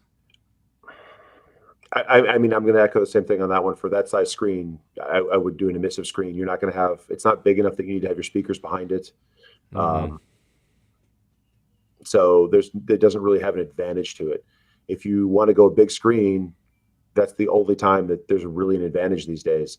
We're getting so close on panel technology that unless you want to keep speakers behind your screen, they're in a losing standpoint right now. I mean, the panels are just so good. Mm-hmm. Yeah. Hurts to say a little bit because we're all projection affectionists, but it does. There's something to be said about seeing a 300 nits, 700 nits on a 160-inch screen, though. Mm-hmm. There's no doubt there. So he's referencing mine. The MadVR Experience Center, the lowest I can go off that Griffin is 300 nits. And the highest I can go is about 800. And it is, for anybody thinking that that's too bright, it is. It's not. Okay. The 800 nits sometimes can be. When Godzilla breathes the breath weapon at you, we're gosh. Diving for it up the couch. But I think it increases the immersion to me because that is supposed to be absurdly bright. It's pretty awesome. And it is. I have that question for you, Ryan. So now that you're used to your incredible projector and you go back and you kind of watch like these little 3000 lumen projectors, are you kind of like burnt on them now? Or are you kind of like la-di-da, like the moment you see them, like, wah-wah. Like now you're listening to Radio Shack speaker equivalents when you see an Epson. It's all about perspective, right? So if I were to put them side by side on the 160-inch screen, you wouldn't even know the Epson was on at that. No. Turn it on. We should try that and see if we can even see it. That would be really funny. For anybody, just to give people the Griffin, the Christie Griffin that is in there does 35,000 lumens. The Epson does 2,700. Well, the QB, yeah, the QB was doing 3,300. So 3,300 we're 13 something like that times the light output. So we probably could blank it out if we wanted to. What was that little? Was it the Optimo that was shooting light out the front and ruining the contract of the other one in the first projector shootout? It's gonna be just like that. It was providing its own bias lighting is all it was doing. That was so fun. It had that Man. fan vent on the front that was angled like forward and sideways, and all the spill light from the bulb just came out of it. Gosh, that was funny. It tried so hard though. It was trying so hard that it was shooting light out the sides of the lens. But when you pick the right content, we were using tone mapping from an external device. They looked close. Oh, we're just, $1,000 projector. We got a $15,000 video processor on it, Yes. Yeah. But does it ruin me? Sure. But it's all about perspective. You've got to look at things and realize that the Griffin's expensive. So it's heavy diminishing returns. Yeah, I'm just going to stay quiet because I was going to say... No, it's threw me under the bus bad. last week, so do it again. I was going to just say, like, Youth Man always had a good spirit on him that, like, no theater was too minimal for him to be, like, he'd always be excited. I struggle with that sometimes. Like, right, you kind of achieve these tiers. I don't want to go back to a home theater, be in a box and be excited. Like, it can't happen. Like, to me, it can't happen. So I don't know what the threshold or tiering would be on something like that, but I feel like once you've experienced X level for a certain amount of time, then you can. I mean, it's legitimate. To me, you can be disappointed with lesser products. I shouldn't comment on that because Ryan knows what my problem currently is. But really, it comes down. I think that's like with anything, right? It's like comparing, I don't know, a Pagani against something else. Sure, there is an excitement and stuff that can go along with that, but it doesn't mean that you won't get a really good experience out of something else and have a ton of fun with it. Yes, and we've talked about that, and I fully agree with that. Like, if you're on your journey, get started with anything, and it's really fun, and you'll have a lot of fun. But when you get to those higher tiers, mercy, it's kind of rough to come back down. You go to some of these events and like some of the shows, like at Expona. I mean, I had more fun in a room that was lined with shag carpet and had a bunch of classic rock LPs playing than in a reasonably priced system that had a bunch of lava lamps everywhere than I did in a room that cost $1 million with $300,000 cables on it. I mean, I had a better experience there. It was more fun. Yeah, but Bob, let's face it, that $1 million room was crap. Not this year. It was better this year. But it's not hard to be better than complete and utter crap. You can just become crap. I mean, they turned it 45 degrees in the room and it worked out significantly better, but it was, yes. Yeah. Fair. And they look like big salt shakers, so that's kind of cool. They do. Somebody was asking, Peter asked, what's the contrast on the Griffin? The Griffin's contrast with the ultra high contrast lens is 5,000:1. But it is ridiculously sharp, and it is nearly 100% BT 2020. It's a different experience. It's hard to really describe until you get in front of it, especially with the brightness and being able to see what HDR can be like. It's just a little different. It's hard to explain and describe. Christian says Griffin is DLP. Yeah, it's a 3-chip DLP, and it is super sharp. Yeah. And like Ryan said, it's a very different experience of viewing something that size and something that bright. You watch a crazy, back to the standard demo clips you see, or you watch 1917, like the blacks aren't black, they're kind of gray, but you step outside and once the phosphor shots start hitting and you see those individual blooms of light explode, it's incredible. I mean, it's just, it does certain things different than other ones do. And when it does what it does, or even just when you're watching normal content and not some crazy dark scene contrast torture test, it looks amazing. Yeah, so to put it in perspective, Dolby Cinema specs their theaters at 106 nits, and Ryan's lowest brightness is 300 nits. So it's like 3 times brighter than a commercial premium But a big reason for that is because they can't really get any brighter that right bright. now. Mm-hmm. They're waiting on, like, the Dolby cinemas, the Dolby Vision stuff. They're waiting on the new Eclipses. And they're changing that 106 net spec up, aren't they? Mm-hmm. I haven't heard what the new. What are they going to? Do you know? It's like 300 nits now. It'll be isn't an it? Eclipse. Oh, It'll be a Gen 3 Eclipse. Yep. And it's gonna. I think it has doubled light output. Yep. It's gonna be awesome. So people are sitting here, well, like, why would you need 300 nits? Dolby is doing it. So don't think that it's totally unnecessary. When you see it, there's this is something that I will. You asked, like, is it hard to go back to these other ones? Once you get used to that, there's no going back, right? Mm-hmm. Once you experience that and see content like that, it's really difficult to go back to something else.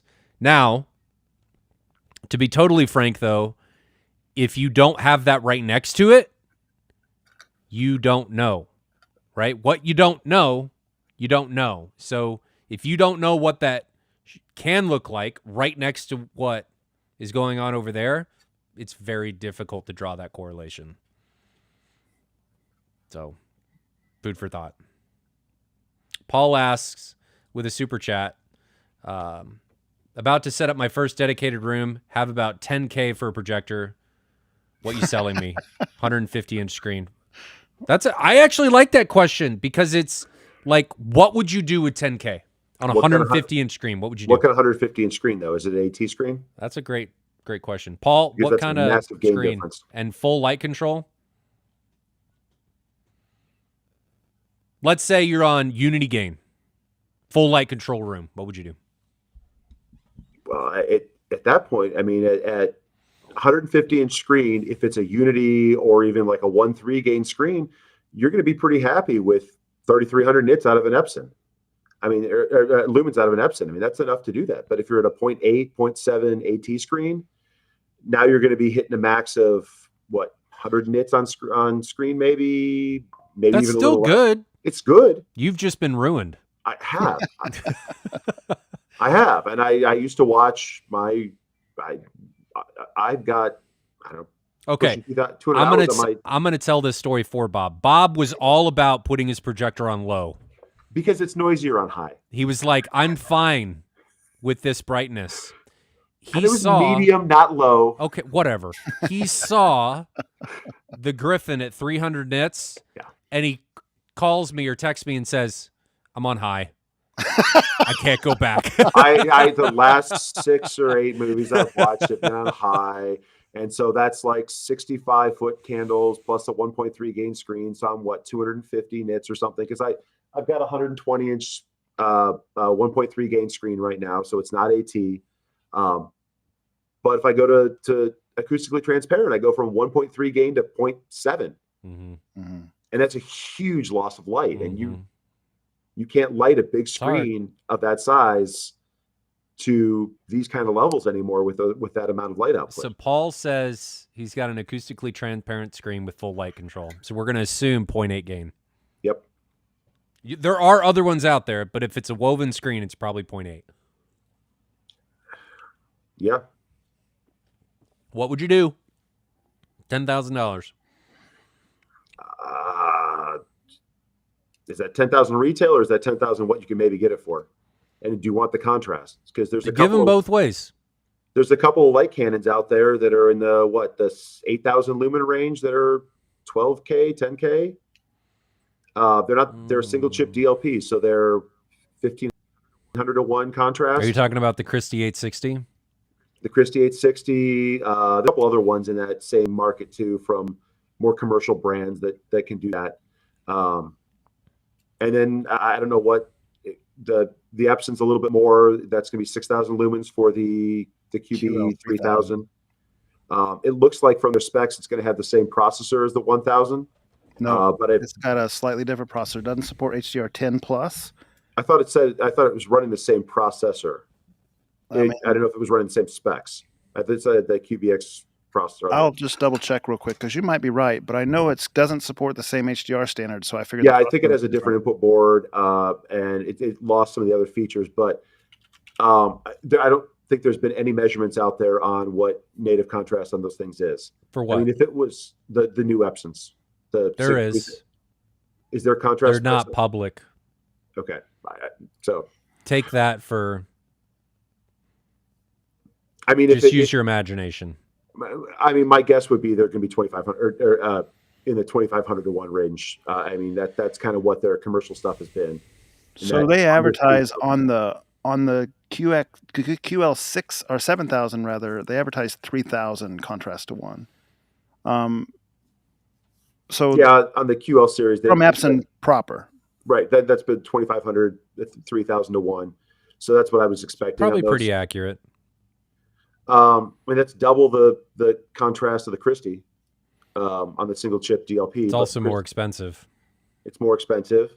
I don't know what the processing features are going to be. If it's going to have the tone mapping, if it's going to have the motion, there's maybe kind of an advantage on that Epson there over the Christie, because I don't think Christie has either of those.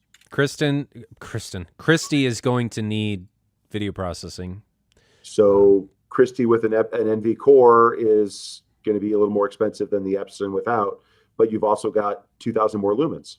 But we don't know what the tone mapping, if there is any, right, on those QLs. So they have the same processor. You're right, Bob. It's a QZX processor on both. It's the new processor on them, so it theoretically could have the same tone mapping, the same motion. Why does the QL not do HDR10 plus then? I don't understand that. That's a good question. Maybe they didn't change the page. Maybe it doesn't support it at different firmware, or the chip that's in it can't support. Maybe because it's not the same ultra black or whatever that the 1000 is. Epson's got something like that. They call that. So maybe the chipset. Yeah, I mean the QB1000 has polarizers in it, and the QLs apparently maybe don't. MW says they do have tone mapping. Yeah. So I mean I don't know how they compare directly, but those are two good options that are in that price range that will get you enough light to light an AT screen that size to a good level. Now, you bring up AT screens. I want to make sure that people understand that there is a difference between woven and what some companies will do with woven and perf. There are two different types of acoustically transparent screens. Correct. Acoustically, woven is typically better, and the finer the weave is, the finer the fibers are, typically the better the acoustical experience. But you sacrifice, potentially, depending on your seating distance, if you're close enough to a perf screen, you can see the perforations. But if you're far enough away and you can't see them, you can get a more intuitive screen, and you can get a higher gain. So like Stuart makes a StudioTech 130 microperf or ultra perf, which gives you a true 1.3 gain on an acoustically transparent screen. No, they're like a 1.2 or 1.12. You lose. Yeah, it's like you lose, depending on the perf, you lose like between 5 and 8%, depending on if you go micro or ultra. You will lose a little bit, but that's inconsequential at that point. And the other thing is, the brighter that you get as an image, the more those perforations become apparent. We have a couple screen samples up on at Ryan's, and it was like looking through a screen door. Oh, they became incredibly noticeable. Yeah. And the other thing that people need to consider that nobody is really talking about right now, and I don't know if it's just Christie. I don't think it is, because we saw this at Cedia on the Barco. Moray is much more visible with more light. So anybody that doesn't know what Moray is, it's a lining up of the fibers in the screen and the pixel structure in the projector. And what it'll end up looking like is your fingerprint all over the screen, just like a bunch of lines that are kind of waving everywhere. And depending on how the structure lines up, it can be really, really apparent and in your face, or it's very, very subtle. So with the Griffin on the Seymour Screen Excellence Neo, before we did a new cut, it was subtle. But if I moved it a little bit, it got way worse. Like, it could get worse, Bob. God, it wasn't like as bad as it could get, which is why I said it was subtle. Well, depending on how bright you turn the projector up. Yeah. When you turn the projector up to 100%, it became noticeable. Much more noticeable. But with the better cut, Chris recut the material, so we rescreened the screen. He cut it at a 20-degree offset, and the moire went away. Mm-hmm. And it stopped the fibers from totally aligning with the pixel structure of the projector. So that's just something that people need to consider. If you get your projector, get a screen sample and make sure that you're not going to run into a moire issue, because there's no way around it unless you get a different cut of screen. Yeah. Some manufacturers do a bias cut by default.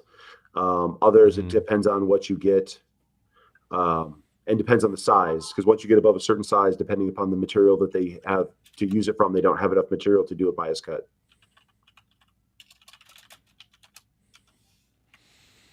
Somebody was asking, I think it was Christian, are we going to get the QL3000? Not that I'm aware of. I think for demo or an experience.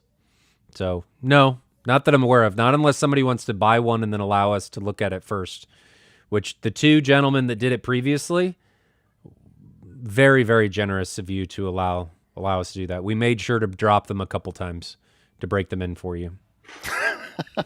No. Trying to see if there's any other questions. Bruce says, my AT screen claims 1.2 gain. Is that just poppycock? It depends on the screen. If it's woven, probably. If it's perf, it's probably true, but it also depends on the manufacturer. Some manufacturers are not as truthful. I think the two most truthful, or the three, Stewart, Seymour, I'm missing one. Sievertson.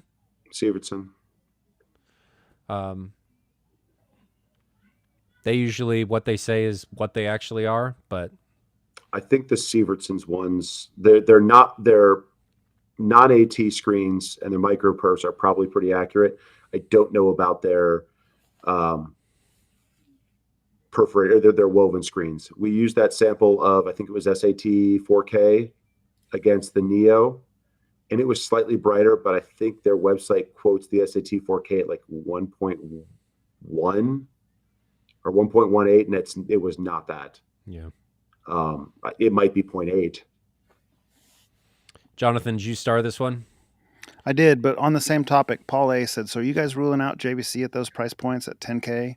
I don't think so. I don't think I'm ruling them out. It just depends on the size of your screen. It's more the fact that if you're wanting to get the light output and sacrifice contrast, if you want the contrast, then you're not going to get that out of any of those other ones. Here's my thought and where I sit now after experiencing what I have. There is far less content that I'm going to be able to capitalize on to really pay attention to those black levels.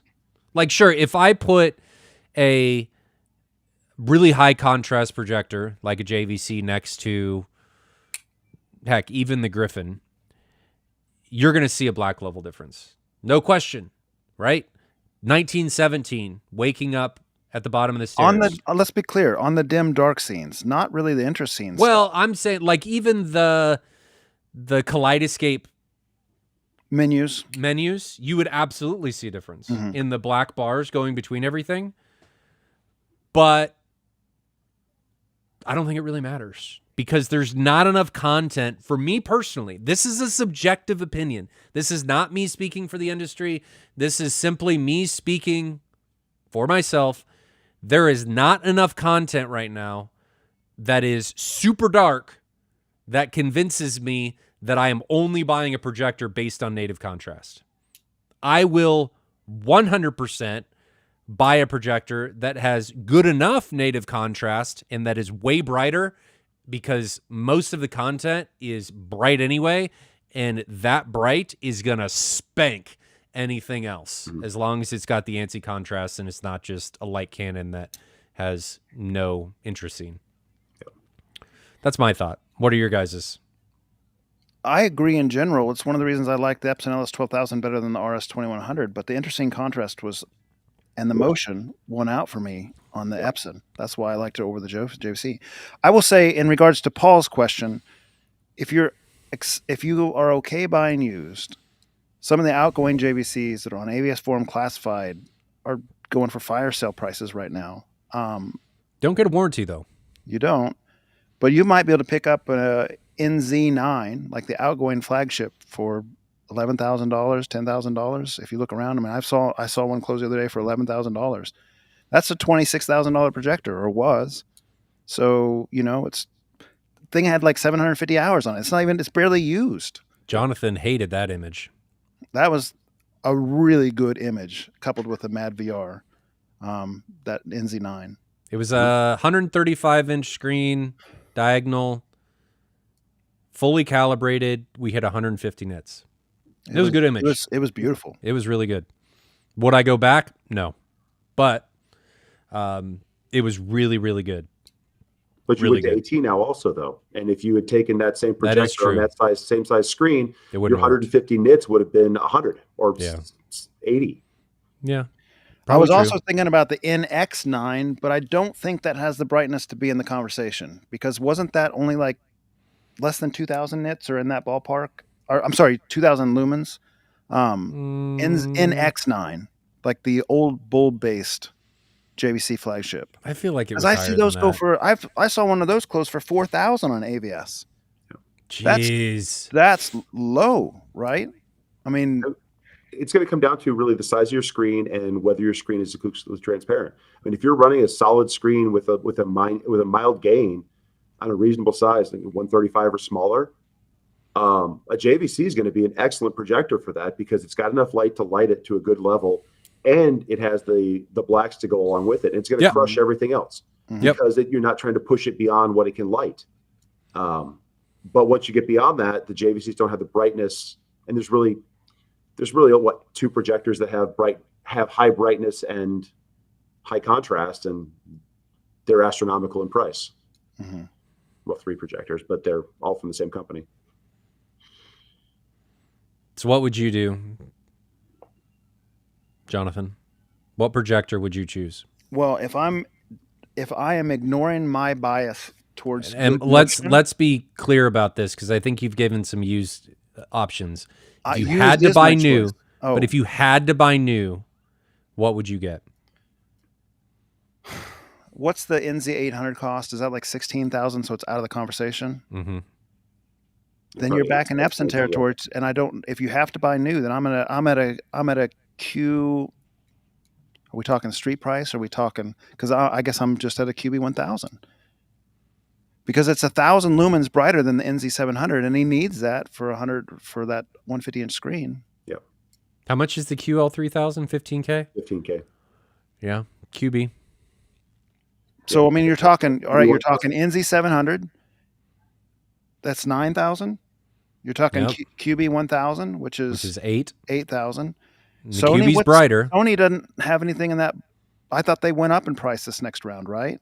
And if you buy their entry level model, it doesn't have like lens shift and zoom and lens memory. It doesn't have a mechanized lens, Nope. which is nonsense for the price. Mm-hmm. For a big So- screen, the QB has a lot of features, and if you want to stretch, I have not seen it, so I mean I can't say anything. If it specs out the way that is probably that's true. That's right. There's no lens on that at 15K on the the 3000 On the QL3000 doesn't have a QL3000 lens. doesn't have the lens. But I looked those lenses up that You can find used lenses they're for that. dirt cheap on eBay used, but now we're back at used territory. I mean, I'm not talking like $300 for one of those lenses because on it's the eBay. same lens that they've used in their commercial For chassis years. forever. Yeah, Yes. so you can find a lens for that for not a That lot. they are $1,800 new and $300 on eBay. Now I know I'm buying a used lens at that kind of price discrepancy. Yeah. Okay. Bob, what would you do? Given what I've seen at your house and where I'm planning on going, I would probably try to get the brightness. So what would you Um, do? Had to I buy would try- new. I would try to go QB3000 QL3000? with QL3000. But how are you going to do that at $10,000? That's the problem. It's going to be more. He's delivering pizzas for a year. I mean that's it's Here's your budget. And Bob's just like, get out of here. So if I was trying to stay within budget, I would do the only one I'm going to get close on brightness would probably be the QB, the 1000.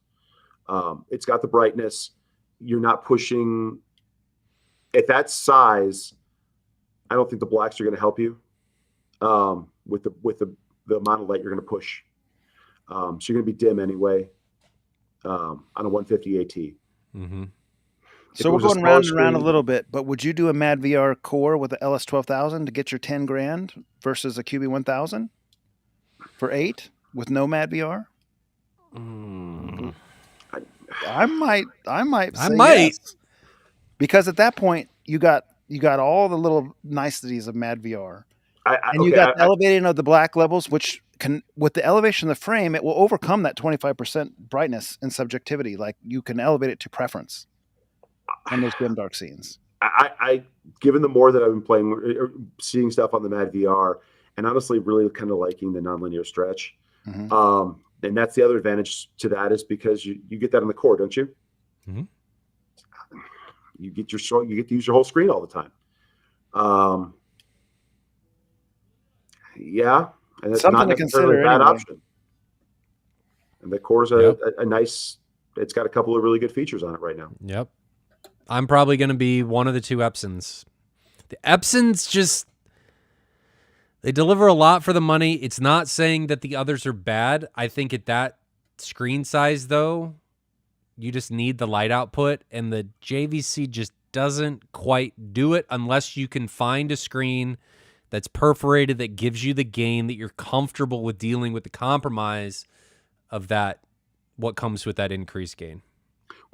But you've also got to look at it, and you're going to calibrate it as well. So, I mean, a JVC NZ8 calibrated, I mean, I've got 1,700 hours on mine right now, and I'm still 2,500 lumens or close to it because I've spent most of those hours watching it in low. But you know, it's a good amount of light. And back to that comparison back and forth, are you going to notice the difference between 2,500 calibrated and 3,000 calibrated?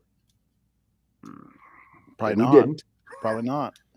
But are we going to notice the difference in 6,000 to 1 contrast ratio versus 18 or 20? Mm-hmm. And if I was going to have an NZ700 versus an LS12000 with a Mad VR, I know exactly which direction I'm going to go. There's no question at all. Because the main benefit there is the Mad VR stays with you. Yep. It doesn't matter if you update your projector. So if you decide in a year that you want a bigger, badder projector, still got a Mad VR. And last thing I'll say, those Epsons resell like hotcakes. Everybody wants those Epsons. Is Epson's warranty transferable? I don't know, actually. JVC isn't, but I don't know about Epson. I don't know about I'll Epson. look it up real quick and see what they say. How long is their warranty? Is it 3? 3. Mm-hmm. So Christian asked another question. Why didn't JVC and Sony significantly increase their lumens with this refresh? I think that was a huge miss, especially since large TVs that are easily hitting 1,000 nits are a thing now. I don't know that they can. I kind of think we're running into a wall. I think the advantage that Epson had this line is that if you look at the specs on the QL commercial size, it's DLP. No, they're still the same thing, aren't they? Oh, it's not DLP, but they're doing something else. But it's still that Epson 3-chip LCD thing with the lower contrast spec. Well, they're not true 4K, are they? They're all E-shifters. No, I think they're all E-shifters, yes. The question here is about JVC or Sony. How come you guys are talking about Epson? Did I miss something? Because Epson had a commercial line that they I think they just rebranded. So they've got that QL line or whatever they call it that is in 8,000, 10,000, 13,000, whatever. It's got 8 different models. They just released it in March. There's like the 208. Mm-hmm. That one, I think those are probably very similar in parts. Epson got brought up because Epson, with their commercial projectors, using kind of a similar display technology, has a lot more light output on the commercial side. but I don't think it's quite the same. I think there is a technology difference there, and Sony Jepson. it's an e-shifter. There's some other stuff that's going on, though I don't know enough about it to even remotely talk about it. Do you know any kind of brightness specs on the JVC commercial stuff for flight sim? They're very similar. Is it similar? Okay. As far as I know. Because it's smaller cockpit size, sim size, so they don't run. I don't know. I just because they have another line that they run the technology in. I was wondering if they had something. The chassis are very similar. They're shared. They share a lot of parts. And Sony has the bigger the 380Z or whatever that one GTZ 380. Yeah, but it's I, enormous. And that's enormous. And I don't think they didn't update that this year, right? Mm-mm. Nope.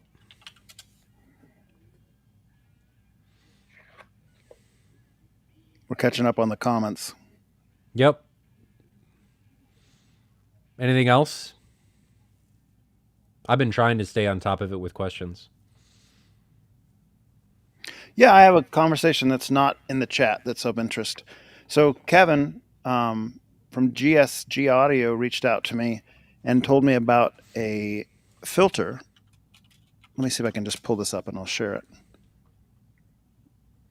It might take me a second, so I'll speak while I'm pulling it up if I can do such.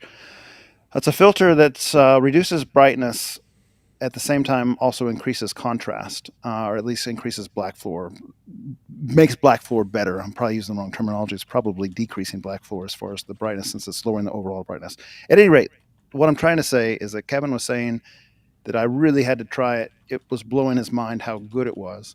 He said perceptually it only lowers the brightness by about 10%, give or take, is what he's seeing, but it increases the black floor quality, or makes the black floor darker to the point where he thought it was nearing what like JVC would do. He said the filters are inexpensive on Amazon, and he was just so thrown back by it that he wanted me to try and see what I thought. So I'm going to order that tonight and try it myself. I think it could be curious to see, where that lands. I generally don't want to trade brightness for black floor, but if it's a worthy trade, it'd be worthwhile. Like he was specifically talking about how like starscapes and so forth looked so much better with that filter on.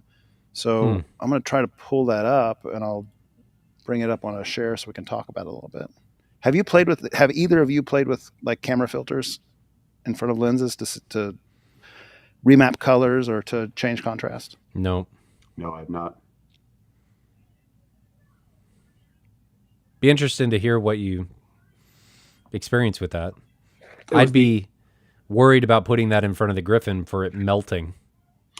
Yeah, it was the Epson EVPQ series that I was talking about. The ones that just came, they're current commercial ones. They look like they have a very similar chassis to the QL products, and they're still that same 3-chip LCD. So they've had those up to 20,000 lumens. And the other big thing that we didn't mention with regard to increasing brightness like that, and Ryan kind of attests to this, is both power draw and heat generation. They put off a lot of heat. I mean, think about running a space heater in your room, just like the kind you get from Costco. And that's a 150 watt space heater. Well, that Griffin's 4 of those on 100%? 16 amps. Yeah. So that's a lot of heat or thermal energy you're throwing into your room that you have to dissipate, that you have to cool, and you have to cool the internal components significantly, which means going to larger chassis, going to different types of cooling systems. Otherwise, you're just going to burn out all the mirrors, you're going to burn out the chips, you're going to burn out everything internally. So you've got to take into account a full new line of compromises to push extreme brightnesses into small packages. All right, last thing I want to talk about, and then we Wait can a call second. it a night. I'm pulling this up. Never mind. So can you see Facebook on my screen now? Yep. Yes. So this is the little... You need to zoom in. Okay, let's see what we can do here. How about that? Yep. So this is the little filter name, Fotgun Nano, and it's a 4.5 inch by whatever, 4 by 5 inch, I guess, ND filter, neutral one stop.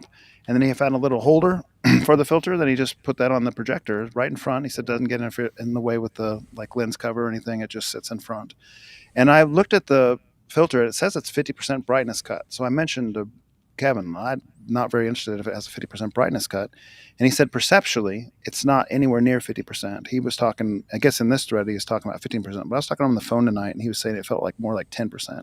Like if you change the laser level 10 or 15%, that's kind of what he was saying it felt like. But then he was saying that the contrast was just clearly better. So at any rate, I'm going to buy one. I'm going to try it, and we'll see how it reviews out. I have read stuff on the forums about people playing with these little lens filters before, and mixed results a lot of times.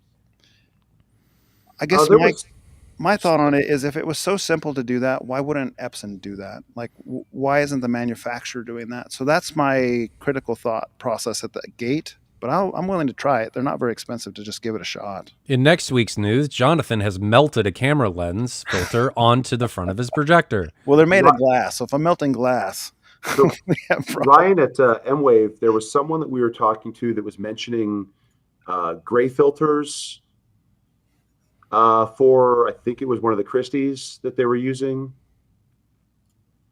I can't remember who it was and what that conversation was. It's something to basically perceptually increase the black floor as well. But you're just cutting light. Yeah, we'll have to see. Jonathan will measure it. It's like closing your iris down. I mean, if you restrict the amount of light output. Yeah, I mean, Kevin wasn't doing this in a vacuum. He's also like an enthusiast who tests things. He actually is one of the co-owners of GSG Audio. So he's a tinkerer. He said he watched multiple pieces of content with the filter half on the projector, so that it was only covering half the image. And he said his eye was just so much more drawn because the perceptual difference between the black floor and the brightness drop, he himself much preferred the extra black floor. And he so much so that he had was getting ready to talk to Mike Garrett from ABS Forum to buy a projector, and said like, hold off on that because I might not buy a JVC now that I've got this figured out. This might have scratched my itch. So good for him. More to come. Somebody in the chat is asking for a link to this. I'll see if I can put that in the chat in just a minute. So go ahead to your next question, Ryan. All right, the last thing we'll talk about, because I'm going to have to get off soon, this projector. The Valerian Vision Master. That's the Facebook thing that shows up in your feed all the time? Yep. There's been a couple people that have reviewed them. I have not seen any measurements on these, and they're all about saying how amazing they are. It's the size of a lunchbox or something, right? I don't know. There's a big thread on AVS forums about it, and everybody's saying like, well, remember what we said about the AWOL ultra short throw, and now people are eating their words. I'm like, I don't know, man. They're saying it can do a lot for not a lot. So how do you guys think that's going to go? Have you guys seen anything about it? How bright is it? I got to go find it now. Is skeptically optimistic a real word, like a real phrase? Yeah, that's kind of how I am. But I'm skeptical. Yeah. So far, me personally, I haven't seen any of these off-brand, no-name Chinese companies make a projector that would compare to the big three, like Sony, JVC, or Epson. Okay, or even the next tier down, BenQ, and like some of those other companies that are probably next tier down. As far as consumer products, I don't think they're there yet. I think they're coming. I think they're coming in hard, but I don't think they're there yet to this point that I've seen. They're saying 15,000 to 1 native contrast. No, they're saying 15,000 to 1 contrast. Oh, sorry. And it also says 10,000 to 1 average contrast for the market. So if they're calling average contrast the market 10,000, which is 1,000. 1,000. Okay, yeah. I misread that. Okay, it says 100% of 2020. Is it a 3 laser? Here you go. This is the website. I'm on the website right now. Can you see that, Jonathan? I'm still working on the filter and chat, so let me look here. Yes, I can see your screen. Hey, look, it's the Epson. Competitor 1. It does look like they use. It is. It's the LS12000. It absolutely is. Wah wah.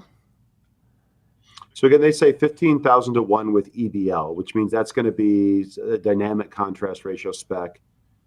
So they're not going to have that sort of contrast. They're saying 110% of 2020. So if it's a 3 laser, maybe it says RGB laser.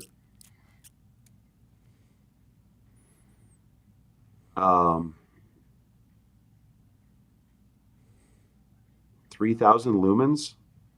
It's just like everything that everybody wants, and then none of the negatives.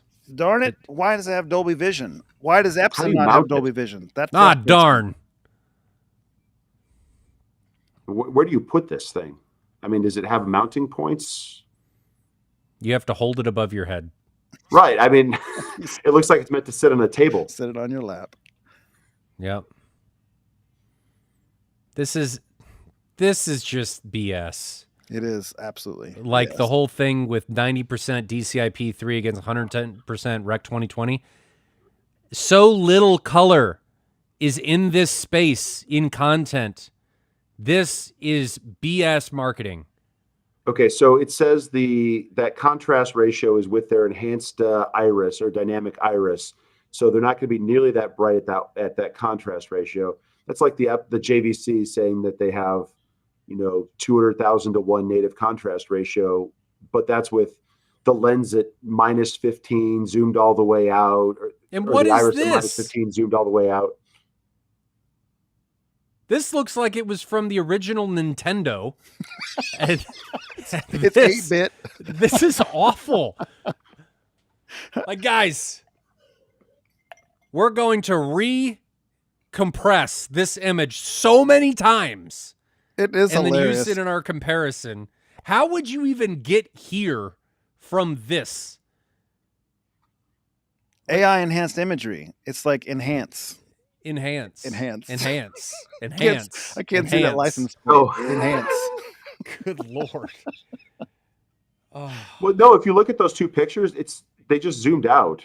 No, he's saying, look at the left one. The left one's so blocky. It's incredibly pixelated. So it's saying that the right AI now. enhancement can make it look like a 4K image is basically what they're trying to sell here. No, and there may be some No. enhancement ability for that. I mean, It ain't gonna do that. I'd be This surprised. is not You gonna CSI. you gonna don't ask push the Chat button. GPT every frame to enhance your image? No.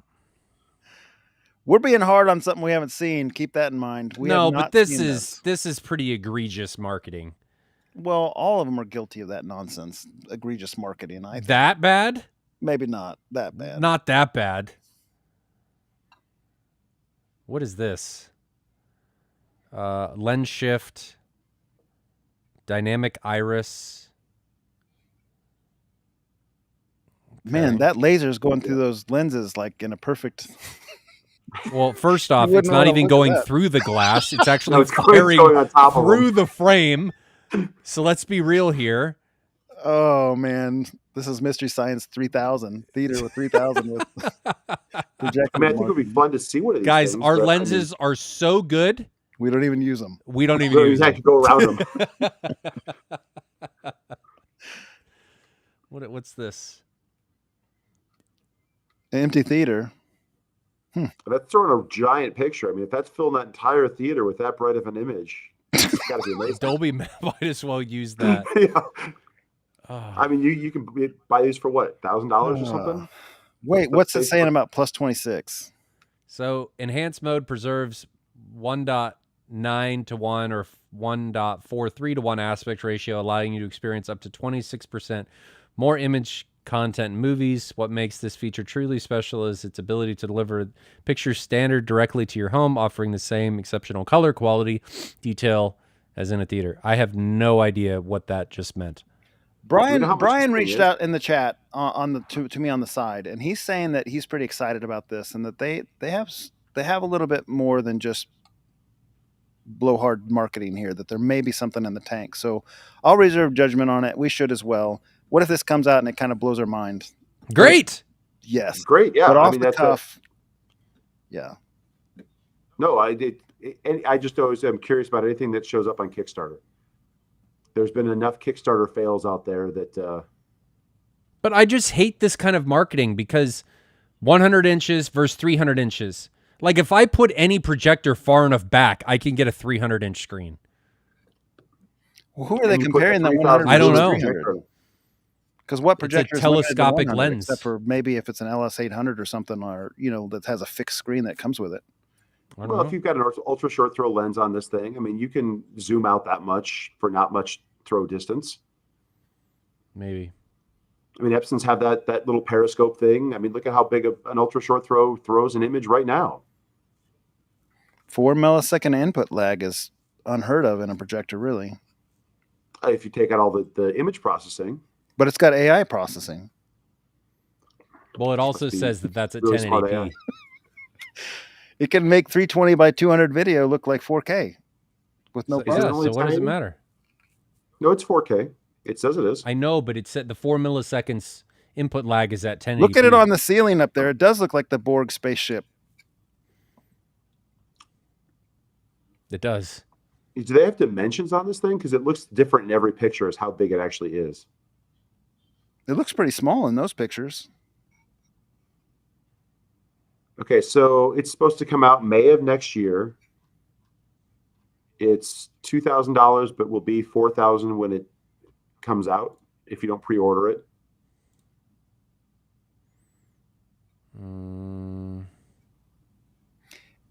Built-in speakers. Does that put a bad taste in your mouth? Yes. It does to me too. It's like, Wasn't there something that was at M-Wave this year that had built-in speakers there was. in the projector room? There was. And it didn't actually do that bad. I mean, it wasn't, in my opinion, the same league as Sony, JVC, and Epson, just like we talked about. But it didn't do too bad. And The it was BenQ? inexpensive. Wasn't BenQ. It was a Chinese brand, right? What was the name of it? I can't remember. I think so. I don't know. I was not in there very often. I just mean, remember I will someone be mentioning it. pleasantly surprised. I am optimistically skeptical right now. Skeptically optimistic. Whatever. I mean, I just didn't see how big it was. I mean, if the chassis is bigger than it looks, because It's this big. 3,000 lumens. But you look at the picture from it hanging from the ceiling. I mean, it looks like a big pinata. I mean, that's not a small chassis. So it's different scale in every picture. I mean, if it's enough size to accommodate all the components, then possibly. But when you see it looking on that little cube, I mean, it looks like a loaf of bread. If it's really good, that's fantastic for the industry because it's going to put more pressure on anybody and inspire competition. Exactly. So I think every part of the industry needs more manufacturers because it helps with competition and it spurs innovation. If you have only one manufacturer, your innovation stagnates and you don't move forward. I have a prediction.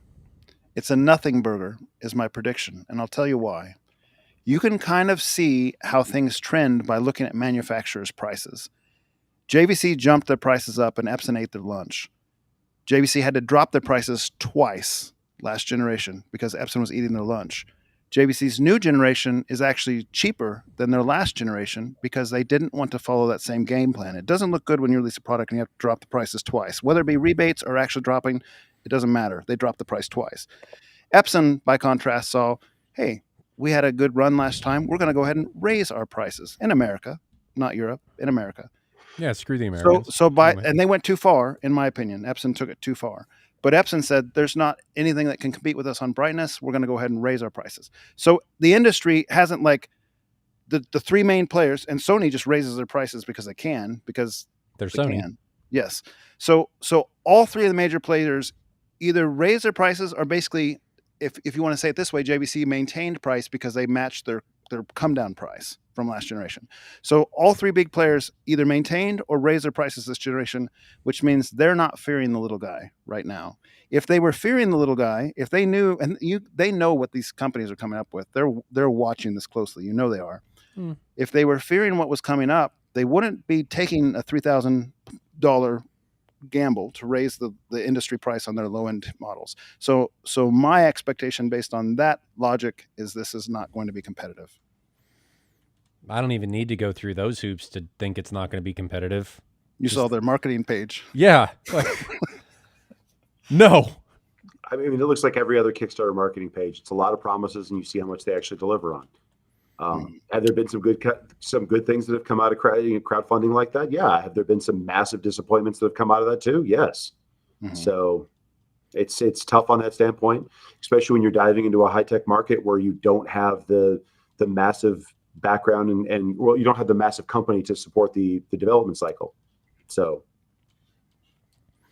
Okay. Well, that's all I got for today. You guys got anything? Anything else? Right here. Built in. No, it doesn't. Does it say that? I'm going to look. I think he's just toying around. You know, we're talking about Atmos and everything, laptops. And I stuff. would lose my whatever if it said that. Oh, that's funny. I did too. I did that, but I didn't see it. I don't see Atmos popping up. I think it's totally a joke, fellas, but it's pretty funny. Oh my gosh, I would lose it if that was actually happening. And, but it's got USB 3 and Wi-Fi 6E. Brian's right. We're gonna have to eat a lot of crow if that thing rocks. I will do that. I won't eat a real crow, but I will. You know, it has two 12-watt built-in speakers. So, okay. This is a good way to end it right here. Time will tell. Time will tell. That's true. I hope I am wrong. I want more for the industry. So don't take me saying all this as just being a butthole.